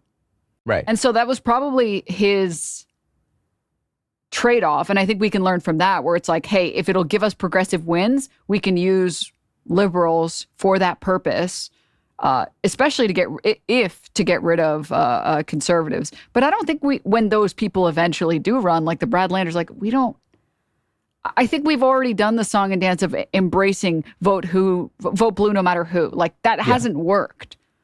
Like we can kind of like step back, right, and just let things run its course. Like, do we have to be enthusiastic cheerleaders? I guess that would be my gripe, right? Yeah, I just don't think that we should be dedicating our resources, our energy, our time and effort into like basically non-DSA endorsed candidates. Like it's just a waste of fucking time. Like if they're going to win, they're going to win. Great. And if they're not, well, we've already, again, done this song and dance with Democrats and they haven't changed. They haven't given us better candidates. So why should we continue giving them votes and continue pushing their candidates for them? There's also the conversation of potentially building like a third party movement in America. And I understand the limitations of that. I understand the absence of ranked choice voting makes that extremely hard. But at what point is trying to infiltrate the Democrats and work within them, at what point do we consider that to be a futile effort when we just essentially keep getting like Bernie Sanders ends up being a liberal Zionist who doesn't even believe that Israelis and Palestinians should have equal rights, as was rehashed in that interview that came out not too long ago. And you have Brad Lander and you have Graham Platner. At what point is it just better to kind of try and start another movement, if for no reason other than to build it up to a point where you could use it to leverage the Democrats to go left on certain things? Again, I'm Canadian, so I feel very uncomfortable. And honestly, I'll even say like I'm out of my depth in this arena. So that's why I'm kind of genuinely asking as someone who's curious. I mean, I think we should go by what establishment Democrats have said that they're the most scared of, which is probably what would work the best. But there was like after Mamdani was called the kingmaker for picking out multiple candidates that ended up winning, endorsing multiple candidates that ended up winning, there was like a CNN panel of like liberals, and I think it was CNN, and they were like, these evil progressives, they're trying to like gut the party from within, and they're trying to replace all of us and change it into something that it's not supposed to be. Like, when are you guys going to notice this? And I'm like, great idea. We should do that because it works. Like, I think I think we've tried, not tried. I think pushing for like a third party, it wouldn't be a very effective, and because we just don't have ranked choice voting, I think gutting the Democratic Party from within is a great strategy. I think using the DSA endorsed candidates to our advantage, and then, changing what it means to be a Democrat and pushing all of the Democrats further and further and further left is the strategy. That's just my opinion. See, once again, like the whole thing I always feel is like, I'm not familiar enough with like electoral politics in America. Like, yeah, I follow it and I want to understand what's going on there because it's obviously the country that's like setting the precedent for what's happening worldwide. But the problem is like, one of the problems that I see is like, even here, right, we're about to have a change of prime minister. Keir Starmer's been politically assassinated, awfully tragic. The guy who's replacing him releases his new manifesto of like what's going to be done differently yesterday, especially on Palestine. He was like, we need to say sorry for getting it wrong. But the problem is that like when he says that, the shit he says that like they're going to do because they've got it wrong is just like, we might sanction some more people in Israel. And it's like, well, until you're like willing to cut off ties with Israel, I'm not so interested in hearing this because I've heard for far too long about this two-state solution. I want to hear like radical stuff. And I was talking to my girlfriend today and she was like, because I appreciate the whole thing of like when Zoran was like, Israel can exist as a state with equal rights. I know why he did it. And I know he's conscious of like, you know, this huge Jewish population of New York, isn't it? Something like 1 in 6 there. I mean, I think it's the largest Jewish population. Yeah. Yeah. In New York outside of Israel. Yeah, exactly. Yeah. And it's and I appreciate why he says it, but I'm ready for the point at just which it's just like when someone asks that question, just of going no, like, you know, that it's. I saw the guy who tracks the media was like, that question has been asked like nearly 1,000 times or something by mainstream media, like in interviews, and it's just like it's ridiculous. You can just say no. Like, you know, we don't even need to try and come up with anything clever. Just go, no, I don't like Israel. I don't want it to exist anymore. And I think it's this project of just saying other human beings were better than others is wrong. And that's I think kind we're of like, making a bit of that shift because I don't know if you saw Abdul Sayed talking about this on CNN. I think it was CNN. That's basically what he said, or like not what he said. He didn't go that far, but he got like really close where she says like, you know, do you think Israel has a right to exist? And he says like, well, it already exists. So I think talking about it is pretty pointless. I think we should talk about whether or not Palestinians and the Palestinian state has a right to exist. And she's like, so do you think Israel has a right to exist? And she looks like a crazy person for doing that. And I think let's get as close as we can. Cause I think that that's still also a pretty safe answer. Like, okay, it already exists. Next question. I don't care about that. Like, why am I going to defend a state that we already fund that already exists? Yeah. I mean, it's just it's a thought terminating kind of quip, right? Like, does Yugoslavia have the right to exist? Well, it existed. Now it doesn't anymore. Fuck, that sucks. Yep. I mean, I don't know. Does the USSR have the right to exist? It existed. It doesn't exist anymore. It's just strange. And then what about states that say forfeit their right to exist, forfeit any legitimacy they may have, like the Third Reich? Would anybody make the claim that that had the right to exist? Who issues what is considered a right for a state to exist? Like, if I'm Mussolini's Italy, do I just intrinsically have a right to exist regardless, irrespective of behavior? I don't think so. There comes a point where you forfeit that right to exist. And I think Israel, a genocidal settler colony that never had the right to exist, in my opinion, I think it's safe to say at this point, yeah, this shit forfeits the right to exist.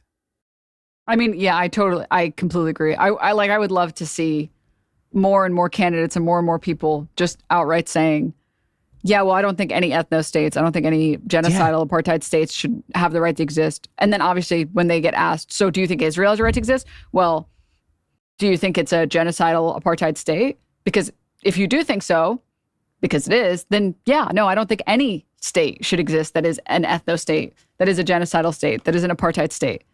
Like, come on, we can have this, man. Yeah. I also think, like, to tie this slightly back into Platner, I also think one of the major things, right, is like the whole thing is people like, well, he appealed to a certain right winger in America. I that also doesn't run for me because I'm pretty sure you start talking about Palestine and how much you hate Israel, that's appealing to that's going to end up appealing to like right-wing chuds fucking hate Israel. Yeah. I watched a video of Clavicula because I want to make a video about Clavicula's trip to Israel. I watched this video. Clavicula's in Israel, right? He's actually live streaming in Tel Aviv right now. I'm not exact. Although this is a bit of a conspiracy theory. I think he might be pre-recording his lives and like delaying them slightly whilst being. I don't know though, but he's like wandering around Israel. He was also flown on a private jet by someone who is unwilling to explain who it was. Quite possibly it was Peter Thiel. There will be someone smart enough out there to work. I don't know. Can you track private jet? Someone was tracking Taylor Swift's, but yeah, he was flown there on a private jet from Greece as well, which is like, it's not even far. But yeah, so he's there. But he was like reacting to his chat and he was like sad today because they were all going like, he was like, it's nice to interact with the chat when you guys are being nice, not like this. Because they were all like just calling him, you can imagine it's kick. They were all sending like the most insane shit imaginable. But yeah, he's in like you can appeal to right wingers because they don't like Israel. They do not. And you can do that. And you don't need someone who's this Blackwater, participant in Imperial Wars. You don't need him. You don't need him. There's plenty of like chutted out characters on the left. Just find some random bald guy. He'll do. I mean, yeah, it's so stupid. It's just like, this is the same, like, so like literally the Kamala Harris bringing Liz Cheney on. It's like, who is this for? Who? do Republicans even Platner, like? maybe? Yeah, like, but do even Republicans even like the Cheneys? Like, I think at this point, even the populist right don't even fuck with. I don't know, man. It's for the neocons. How about just like have good policies? I don't know. Yeah. Yeah. And then people will vote for you regardless of their political allegiance. Like, it's so crazy. So I guess we could like maybe talk a little bit more about like being a female streamer and the lawsuit, like misogyny stuff, because we touched on it, but then we've like kind of we also, by the way, the episode outlines are always just like a bit of what we'd like to talk about, and very often we just end up with completely like like changing it around. I have one more thing that I think could be like an interesting conversation if you guys are down to hear it out. Cool. But the other thing that I kind of wanted to explore, because I guess we're all political creators, right? And I guess as political creators, it's hard to always like spread yourself thin and be aware of like everything that's happening all of the time. And I think a big part of being good at this specific job is being receptive to criticism and being able to differentiate when criticism is wrong, or if it's like bad faith, or if it's coming from someone who like genuinely thinks, you know, you're a good force for good and like you can just course correct a bit. And I think this Graham Platner thing is like it kind of like unlifted the veil for me. Because for me, again, I'm Canadian, it's hard for me to like constantly know all of the intricacies of American politics. And I also spend 100% of my time studying Palestine. Like that's pretty much what I do. I just read Palestine history all of the time. So it becomes kind of like hard for me to keep up with the electoral stuff in a country that I'm not from, or, you know, but I still should be doing because it's my job. But when I see people like, you know, Emma Vigilant or whatever, or Kalinsky say these things about a guy, and I issue criticisms, or even Hassan, because I think Hassan said he was Team Platner, right? That was someone sent me that on a live stream, and I was kind of shocked. But when I issue like a criticism, or I say like, yeah, I have disagreements with people right here, it's not actually coming from a malicious place. It's not coming from like, I dislike these people. I don't dislike these people. I don't have any hatred for these people at all. I actually think if we do kind of pressure them to course correct a bit, they could be like a massive, massive force for good. And I don't say any of this with hate in my heart. But I think the environment as political creators who are constantly under attack from like, you know, the right, the left, the liberals, it becomes hard to differentiate when someone is trying to get through to you on like a friendly level or on a constructive level. And it's easy to just reflexively be like, I'm not interested in the criticism. And as someone who has been doing this for, I guess, a lot longer than I have, Denims, how do you differentiate between this criticism is coming from someone who genuinely wants our shared space to blossom and put forth ideals that impact the real world in a genuine way and move towards a progressive agenda, and someone who's just like an asshole who's like bad faith and no matter what I can do, they'll always hate me? Oh, okay. So many different opinions and so many different things I want to say. No.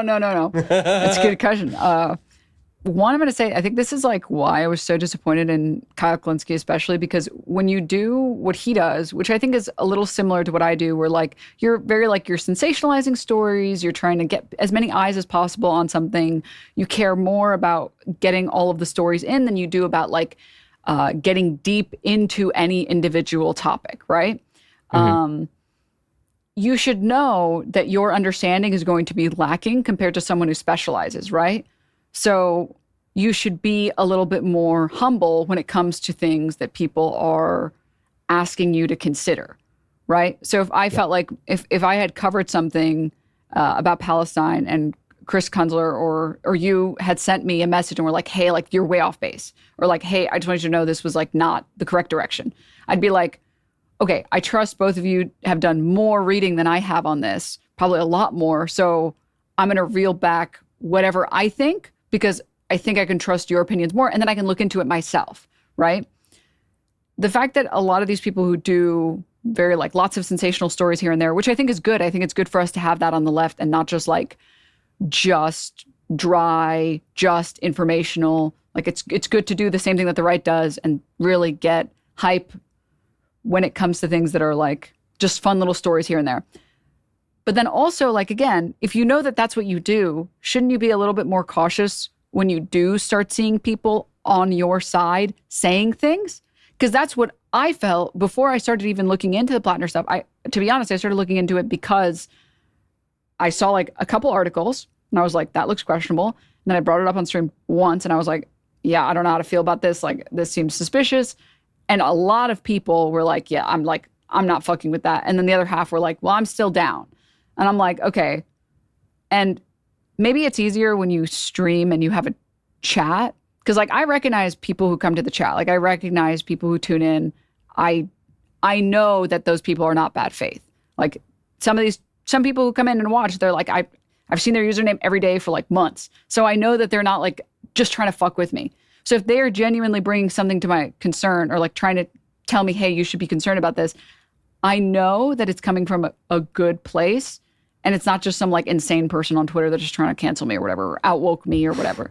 So I feel like, and that's why I think probably Hassan, out of like everyone who was supporting Platner, I think he was the most measured about it. I think he could have been more critical, but he definitely did not go as hard, not nearly as hard as like, I feel like Majority Report and Emma Vigeland and Kyle Klinsky did. You know, so Kyle was like the worst offender. Pineapple up his ass. Yeah.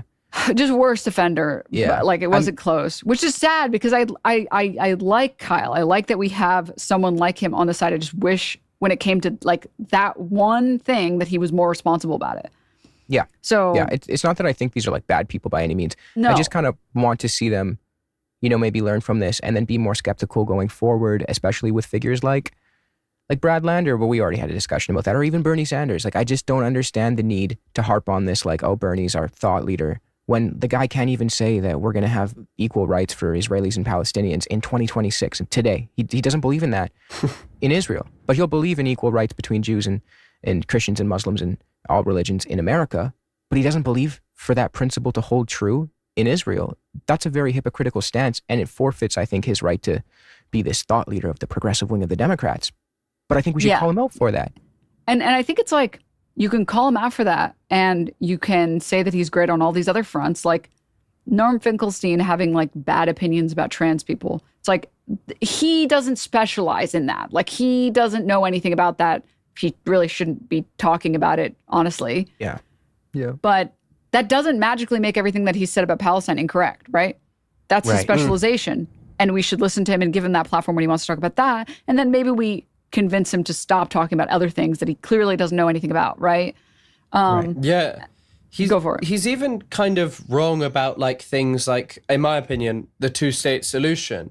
Mm-hmm. But yet I still think a lot of his work around the two-state solution is like groundbreaking, and also because he's a bit of an odd character as well. His level of research extends beyond most other people who are even like really, really fantastic academics on Palestine. His writing and his like meticulous attention to really dry stuff is good. Like, it really is. And so I guess I won't throw out everything he said. And I feel like this is something that I appreciate from like reading. Like, I was talking to chat about Slavoj Žižek yesterday, and a lot of people like, and I think it's Gabrielle Rockhill, Isaac Rockhill. Yeah. He has like an article kind of calling Slavoj Žižek the court jester of capitalism's court jester. And I actually don't doubt that. But a lot of people are like, oh, you should never read him. You should like throw him away because he's rubbish. And I remember talking to a lecturer when he said that thing about like Arabs being bad. And this guy was like, he's Middle Eastern. But he was like, I appreciate Slavoj Žižek as a dick, but I don't need to defend his body of work. It speaks for itself in the sense of like, I'm not going to be able to influence his opinion. I guess the main difference with this is like, as like a wider ecosystem of content creators, you can hope to like push people to reflect on this kind of stuff, to like say, to give these people fully the account of what these people are, to be like, yeah, you know what, like people are mad at this for this very reasonable reason. And I think we need to give credit for people being mad about that. And I think that like this should really be like a moment like this should really be that point of reflection. Like, you know, saying that, yeah, actually, we shouldn't really try and like rehabilitate Platner, even as like leftists, even people who are like, you know, oh, well, people are going to vote for him anyway. We need to be like, fuck this guy because of what he's done. I'm not going to be able to change the race in Maine. If you're someone who lives in Maine and you want him to win, whatever, you still need to know that he is a repugnant individual. And I would really not advocate for him in any terms at all, like any terms. And it comes from a position of knowing that the people in this ecosystem, we at least are supposed to, and I believe for the most part, the people that I think highly of, we do share this goal of wanting a more progressive outcome over time. And I think we need to remain principled in doing so. And I mean, a good example, you spoke about Norm Finkelstein being like, you know, compartmentally good on certain things and bad on other things. Avi Shlaim, he's a new historian, a new Israeli historian. And he's a guy, I've read all of his books because I'm pretty fond of him. But if you go and you read his early books, he's a Zionist. He's a liberal Zionist. He will say, I believe in the two-state solution. I believe Israel's founding, however flawed, is unfortunate, but I still think that Israel within the 67 lines has a right to exist, blah, blah, blah, all of this.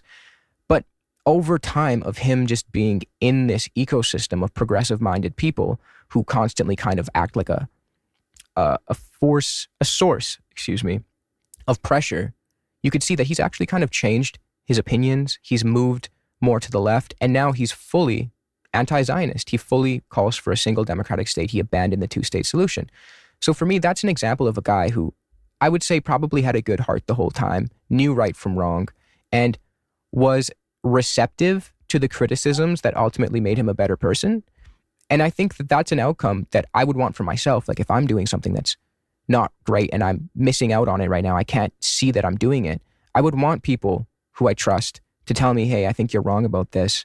And actually recently that did happen. Me and Spooky Scary Socialist, a little bit of a callback, he's a friend of mine. I had like this old video where I was like talking highly of Tim Walz. This is like years ago. And I invited him on my stream and we just kind of roasted myself. We just roasted my old version of me and my old opinions and explained how I differed and how this is unacceptable and wrong. And, you know, I don't have any like shame over it or anything. I just say, hey, the guy was fucked up. This was wrong of me to say these things. I don't believe in them anymore. And I think that should be a destigmatized process. Well, yeah, I don't know if you guys saw Emma Vigeland apologized for so much like full-throated support for Graham Platner. And she said like, you know, I'm really sorry. Like I should have been better as a woman. And I'm sorry that I contributed to an environment where women did not feel comfortable coming out, whether I wanted to or not, whether that was my intention or not. And I want to encourage more of that behavior because like that's someone who clearly is willing to accept and recognize that they made a mistake and they should have been able to see the signs and treat everything a little bit more seriously, and they didn't. And versus like Ryan Grimm, where it's like, I don't even know what the fuck to say to you. Like literally. Dead ender. There's nothing to say. Like there's nothing to say at all there. And I would prefer the Emma Vigeland approach where everyone just like collectively is like, okay, wait. Maybe there's some validity to this. Like maybe there's some validity to the criticism and I really should like take a step back and re-examine. Because like, no, you're not going to be right about everything forever. Like it's not possible. So you can just give up on it and recognize, oh, okay, I'm going to be wrong about some things sometimes and that's okay.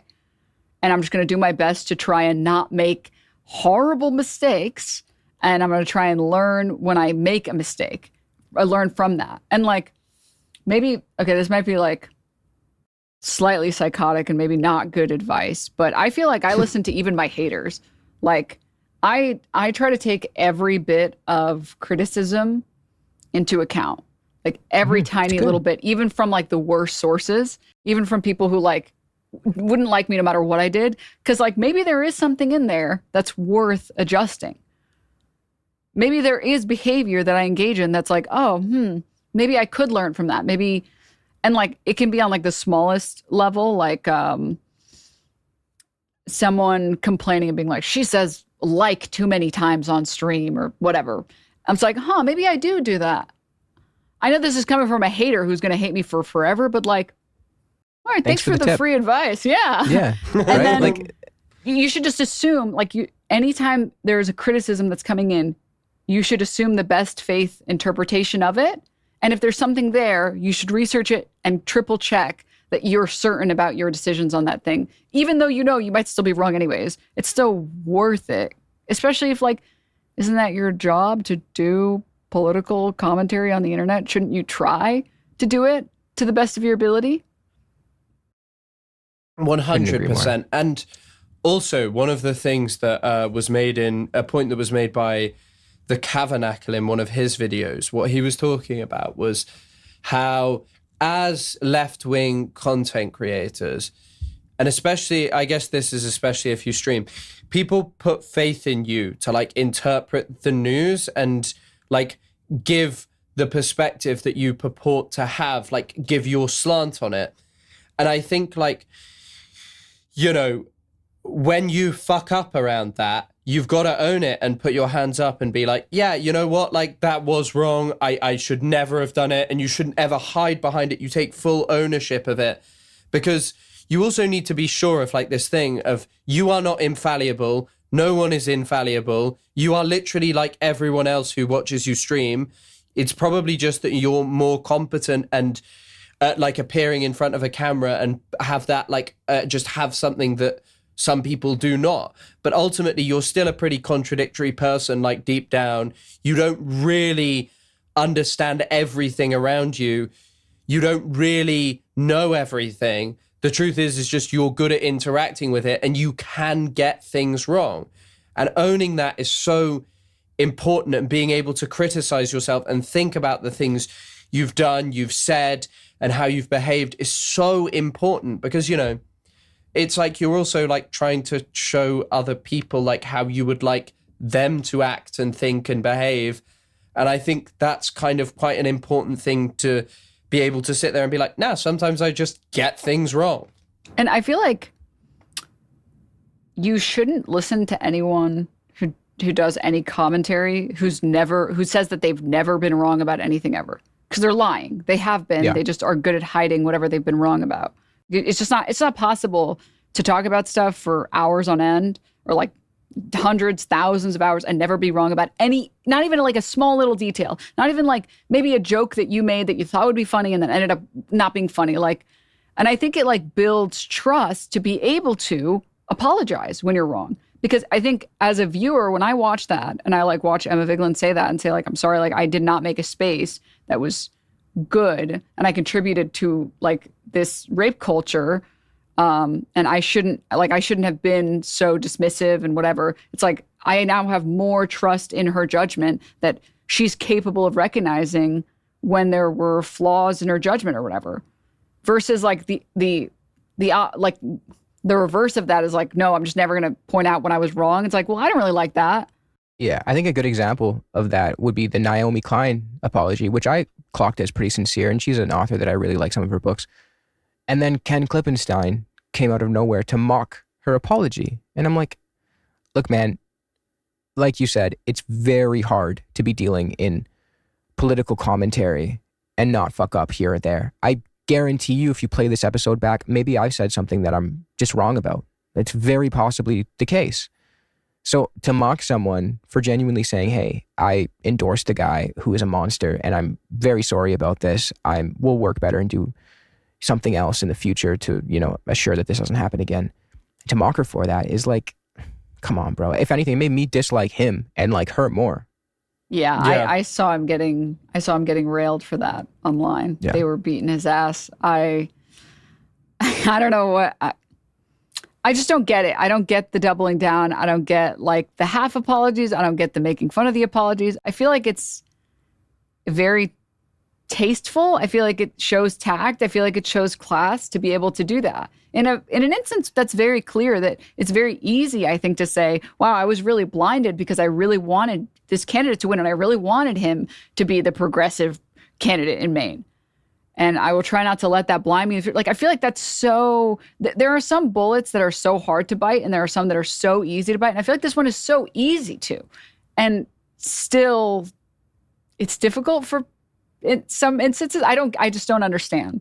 Yeah, I definitely don't, especially when there's been like a lot of people, a lot of people are, because of how horrific what's gone on in Palestine over the last 3 years really is, like how much it's accelerated to just non-stop mass murder supported by all Western governments. People are quite frustrated that there hasn't been that much change instantaneously. But the thing is that, like, Israel is before The Hague now. Israel's leader is wanted by the International Criminal Court. If you told someone that years ago, they wouldn't have believed it. And a lot of that has come from the fact that people have started to talk about Zionism, to deal with people who are supportive of the Zionist project differently, and like not wanting that to go to waste, and reflecting on like, hey, this Platner guy was like this imperialist, he was this awful character. We need to think about that in the context of like what, all the change, that the positive change that has occurred, and the different way that people are seeing Israel, and not letting it go to waste of like people just falling back on like, well, he was just like, he's done some bad wars in the past, but he's like fine now. That reflection can occur, and people can think about that and think about how they talk about candidates like Platner, and also how they deal with when allegations come out as well against someone who they really like and want to defend. Not everything is like, you see some people like talking about this like it's some Israel conspiracy. I'm sorry, not everything is just a bad, wicked thing done by the state of Israel. Yeah, they're doing a hell of a lot, but like, people like Platner exists, and they don't have to be taken down by like some weird conspiracy. They're just, this is him. This is who he always was. Yeah, I think it's just like being able to recognize your biases a little bit better. Like, I'm going to be honest, I don't know if you guys saw, this is years ago, but like Andrew Callahan was accused by like countless women of like sexual misconduct and sexual assault. And I was so sad because I actually really liked his videos. Like they're just great. They're really good. And I was like, fuck, like I can't watch this stuff anymore. Like I can't in good faith. Like it's so tempting to say like, well, we don't know everything and whatever. I want to keep watching this stuff. And I want to like him, but you can't, man. Like you can't call yourself a progressive and also ignore everything that makes you uncomfortable that you should stand by as a progressive. And I just like, I feel like we should all really be trying to push for these people like the Kyle Klinskys of the world to recognize, apologize, and move on, and then improve and try to learn from it. Because I don't want to lose leftists. Like, there's not that many progressive people making content online that like combats all of the right-wing shit that's online. So I don't want to lose any of these people. I don't want to burn them at the stake. I just want them to change and improve and learn something from it. And I think like people thinking about like when criticism is coming from people who are like, they know, think and feel like them, that they should listen, that they can listen, that it's not impossible to listen, because this has been like 10 months of this, like 10 months of people being like, hi, I really don't like Platner. We don't like Platner. We're not just being like unreasonable. There's a lot of reason to not like this. And everyone was just like, oh, well, whatever, like kind of just choosing to ignore it because as you say, they have like some bias about it. And it's like, yeah, you can actually listen to people and reflect on it, and that is such an important thing to actually undertake. And what I don't get too is like, let me be content brained for a second. There's great content to be made. Do a podcast episode and bring someone on and let them make fun of you for how wrong you were. And you can self-flagellate in front of yourself and your audience, give someone else a platform to talk about something. And then that's it. Like, great. Everyone got what they wanted. And you actually get to understand it better. Like, what more? Like, that's, for me, like, top tier. This is streamer drama nonsense. But if you guys know who Maya is, Maya Higa? Yes, I do. What's her She name? has like Alveus Sanctuary. She's got Maya. Oh, the conservationist. Yeah. And Yeah. I don't know if you know of Jason the Ween. I do. He's like this like 10, Zoomer. roughly. He's some Yeah. Zoomer streamer, and he's friends with like obviously a lot of the other streamers. He's friends with Maya, and he's been to like the sanctuary. He donated like $100,000 to the sanctuary, and he set up like a petting zoo in his like house or whatever, like in the outdoor area. And she literally like he sent it to her because he's like, look, it's animals and shit. And she's like, are you fucking dumb? Why the fuck do you think I would be pro a petting zoo? Like, do you know how those animals are treated? Like, what do you think happens so that you can always only have the baby animals for the petting zoos? Crazy. And he's like, well, I don't understand. Like, I don't think it's like that big of a deal. And then he like kind of doubled down. Like the next thing he's like, I feel like people are like, they're calling me slurs. They're telling me to kill myself online. Like, is it really that bad? And then he just had her on stream and was like, I don't get it. Like, why is everyone so like upset? And she just laid everything out on stream in front of like tens of thousands of viewers. And he's like, damn, I didn't know it was that serious. Like, I didn't know it was that bad. Like, I'm sorry. Like, I won't do that in the future. Yeah, And then that's great. he took what was something that was fucked up, what was bad, and then he brought on someone who knows what they're fucking talking about on that particular issue, and then he used it as an opportunity to educate tens of thousands of people who otherwise would have had no idea about this thing. Because I didn't know anything about petting zoos, or like the moving petting zoos that like you can bring for like events or whatever. So I learned something from it. I knew that like probably all petting zoos are bad, but I didn't know like all the details. So it was like, oh, cool. I even learned something from this. And so I don't get why, like, this is such a great opportunity for someone like Kyle Klinsky to bring on like a progressive that was right from day one and talk to them about it and just be like, yeah, like, what do you think we should have done better? Like, how were you able to see the signs and I wasn't able to see the signs? Like, that's the type of behavior that I think we should try and incentivize as the political commentators who are sharing like a progressive goal, who want to see a more progressive outcome. I don't think there's any shame in that whatsoever. I mean, I literally did that with Spooky like a couple weeks ago. And I just sat there and he was like, yeah, you're a fucking idiot, dude. I was like, yeah, I'm a fucking idiot. I know I'm a fucking idiot. I don't think there's anything wrong with that necessarily. Like, if people are learning and everybody's coming out of the situation better and more equipped to see the signs the next time a situation like this rears its head, that's a win-win, at least in my opinion. totally agree. 100%. So we kind of like talked about earlier about, you know, people misconstruing what you're saying. But like, as someone who's been streaming for a long time and with a lot of people watching you, how do you kind of deal with like people just misconstruing, like clipping you and showing what you're saying to be something different, especially when it's talking about something like Palestine, you know? Okay, this is, in my experience, I found a pretty atypical response. And most of the people that I've spoken to, they just sort of accept that it's going to happen. And to some extent, it is just going to happen. It doesn't matter how good your statement is, it's going to happen. But I have found great success in trying to find out why I got clipped and trying to improve it to the best of my ability.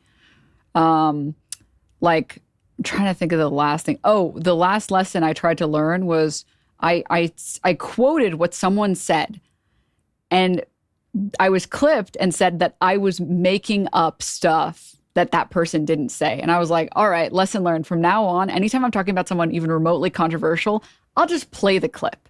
Because you can't deny reality if it's literally the clip is on screen. Yeah. And I've stopped getting clipped for that completely.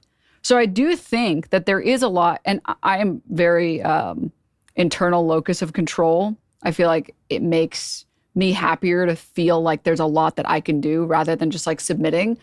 So I'm like, there is a lot that you can work on. And I think that there is a lot you can do to help improve your, like, the extent of clippability. And I've noticed as time has gone on, I went from getting clipped like what felt like every single day to like, I feel like the clips that I see sometimes, or the clips that I've seen recently, I'm like, wow, that clip was like not that clip was boring. Or like, I saw a clip once and I was like, they just made me look base in that clip. What the fuck? But even like, I think that there is a lot to learn, because I think like if your messaging is better, it makes the clipper's life harder. And I like to imagine a clipper getting upset, sitting there trying to find the clip. And also, I think it improves, because public speaking is like a skill. So I think it improves your public speaking. Like I look back on me talking about Emaru and talking about like her basically just being like, well, I don't even know like what ICE is or whatever. I don't even want to talk about it or whatever. And I was like, and I responded saying like, it's not that hard to say like fuck ICE. And I said a bunch of other things, but I said that and I failed to add enough. So you guys know what I mean when I say that. It's like, it's not hard to commit to that position given what they're doing.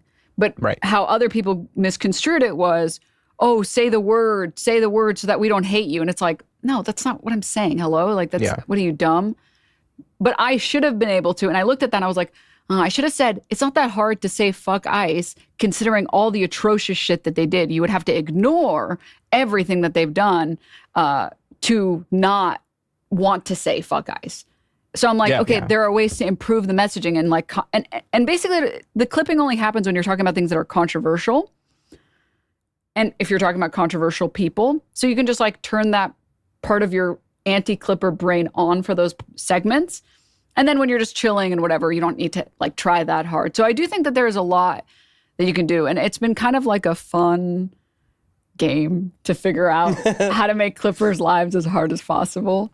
Well, You've been clipped. The clipping's gone to a whole new extent. You've been clipped in an actual lawsuit. Yes.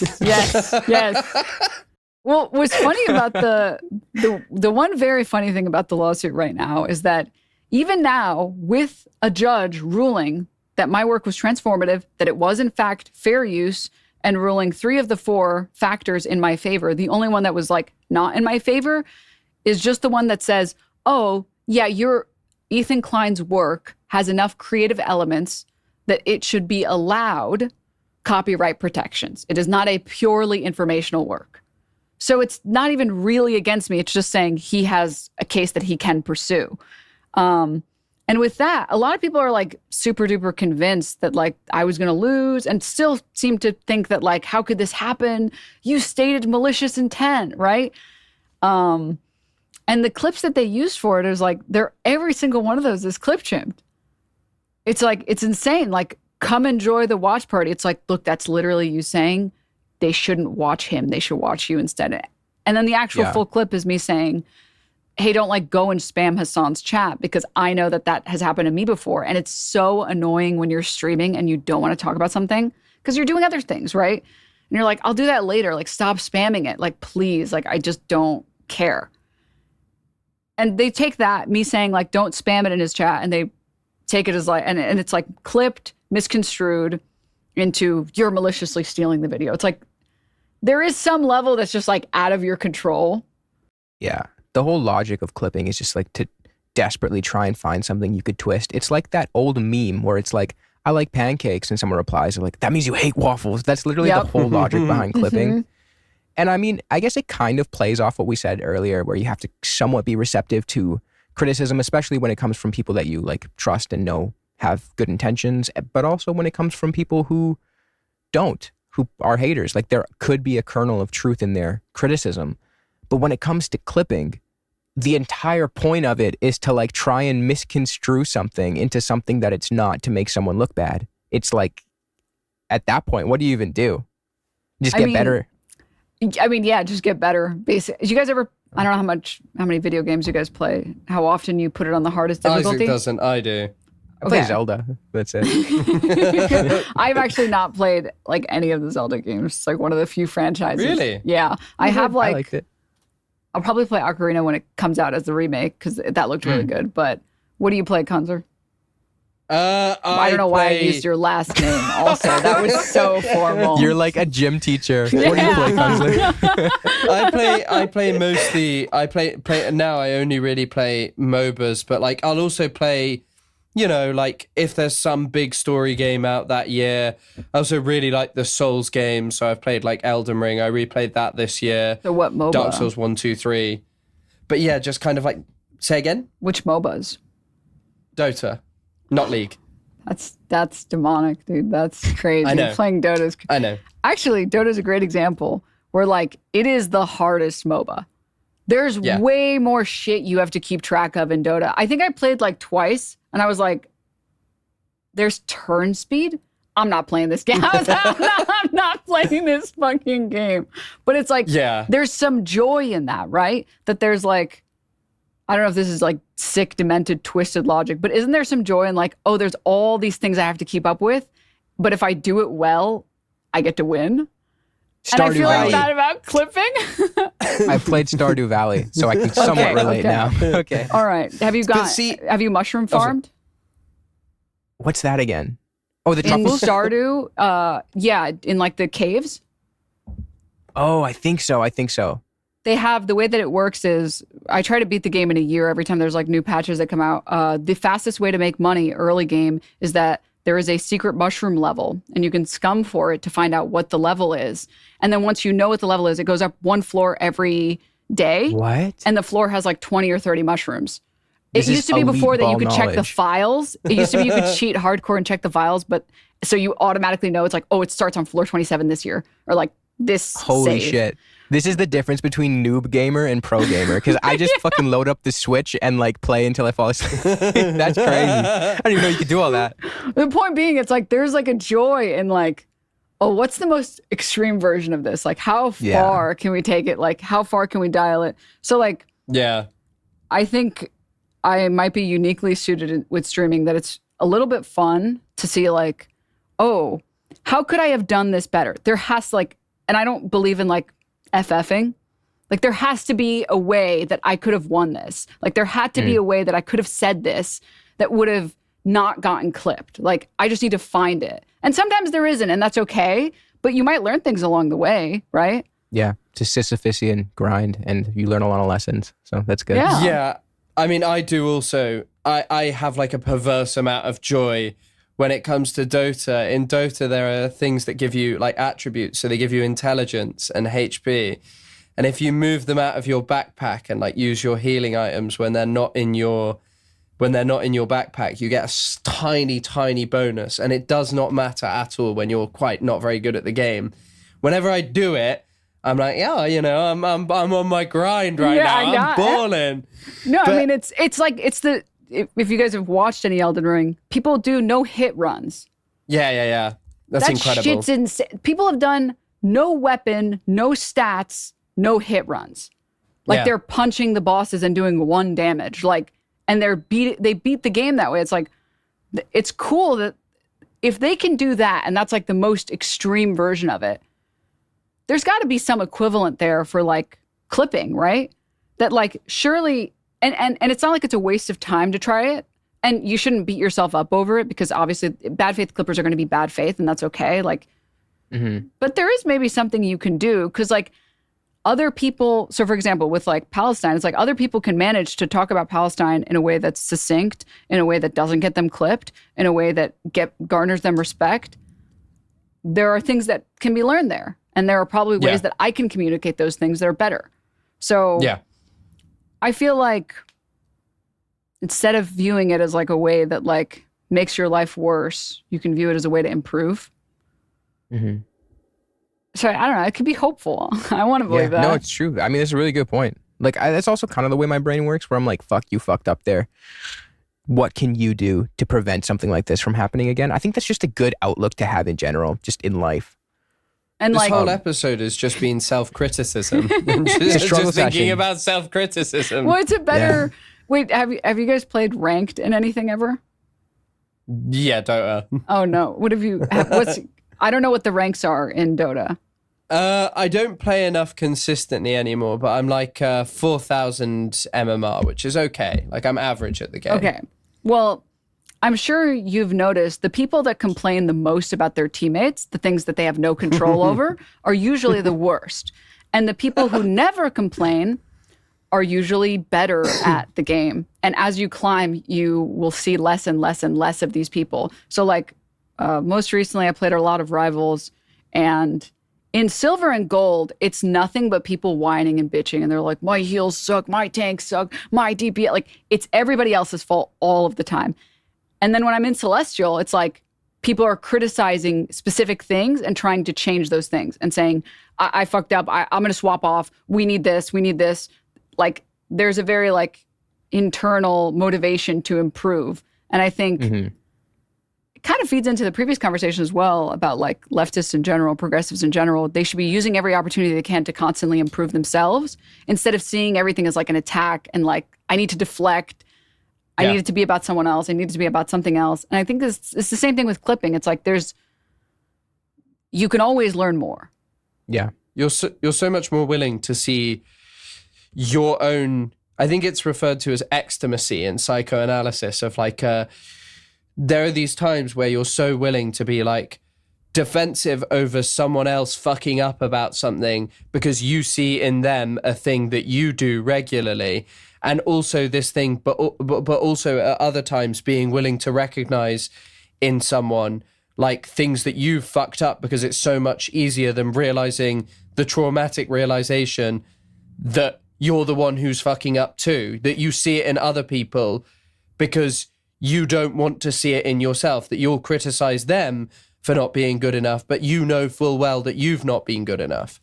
And I mean, it's like, that has to be better than the alternative, right? And then, because like, what's the alternative? What the most extreme version of that is Tim Pool saying, I'm single at 34, but it can't be me. It has to be everyone else. And That's God, crazy. I would rather like live in a cave by myself for the rest of time than ever think that for a moment. Like, what a sad thought to have. It's crazy. I don't know what he's cooking up under that beanie, but Jesus Christ, man. Yeah. I guess, did you guys have anything else you wanted to add to this? No, I'm pretty happy. Me too. Denims, thank you so much for coming. Chris and I are both big fans. Meeting the Queen of Fair Use is always an honor. An honor. I'll curtsy. I don't know Yeah, how I you do it, but I'll expect it. try. I expect it in video format later. Amazing. And where can everybody find you? Twitch.tv/Denims. And I stream Amazing. on Thursday, Friday, Saturday, and Sunday at 7 a.m. PST. Perfect. Honestly, thank you so much for coming on, and thank you for having just providing such an entertaining and interesting and thoughtful conversation. No, thank you for having me. I also am a big fan of your guys' work, your guys' videos. So I appreciate being here. Thank you. Thank you. Thank you to our supporters over on Patreon, with a special vocalized thanks to our top tier patrons: Izzy, the Wallace 3000, Megan Ratana, Storm's Daughter, Clara Mayella, Cedar Down Under, Riker G, Jamo, Space, Soph, and Demon Lemon.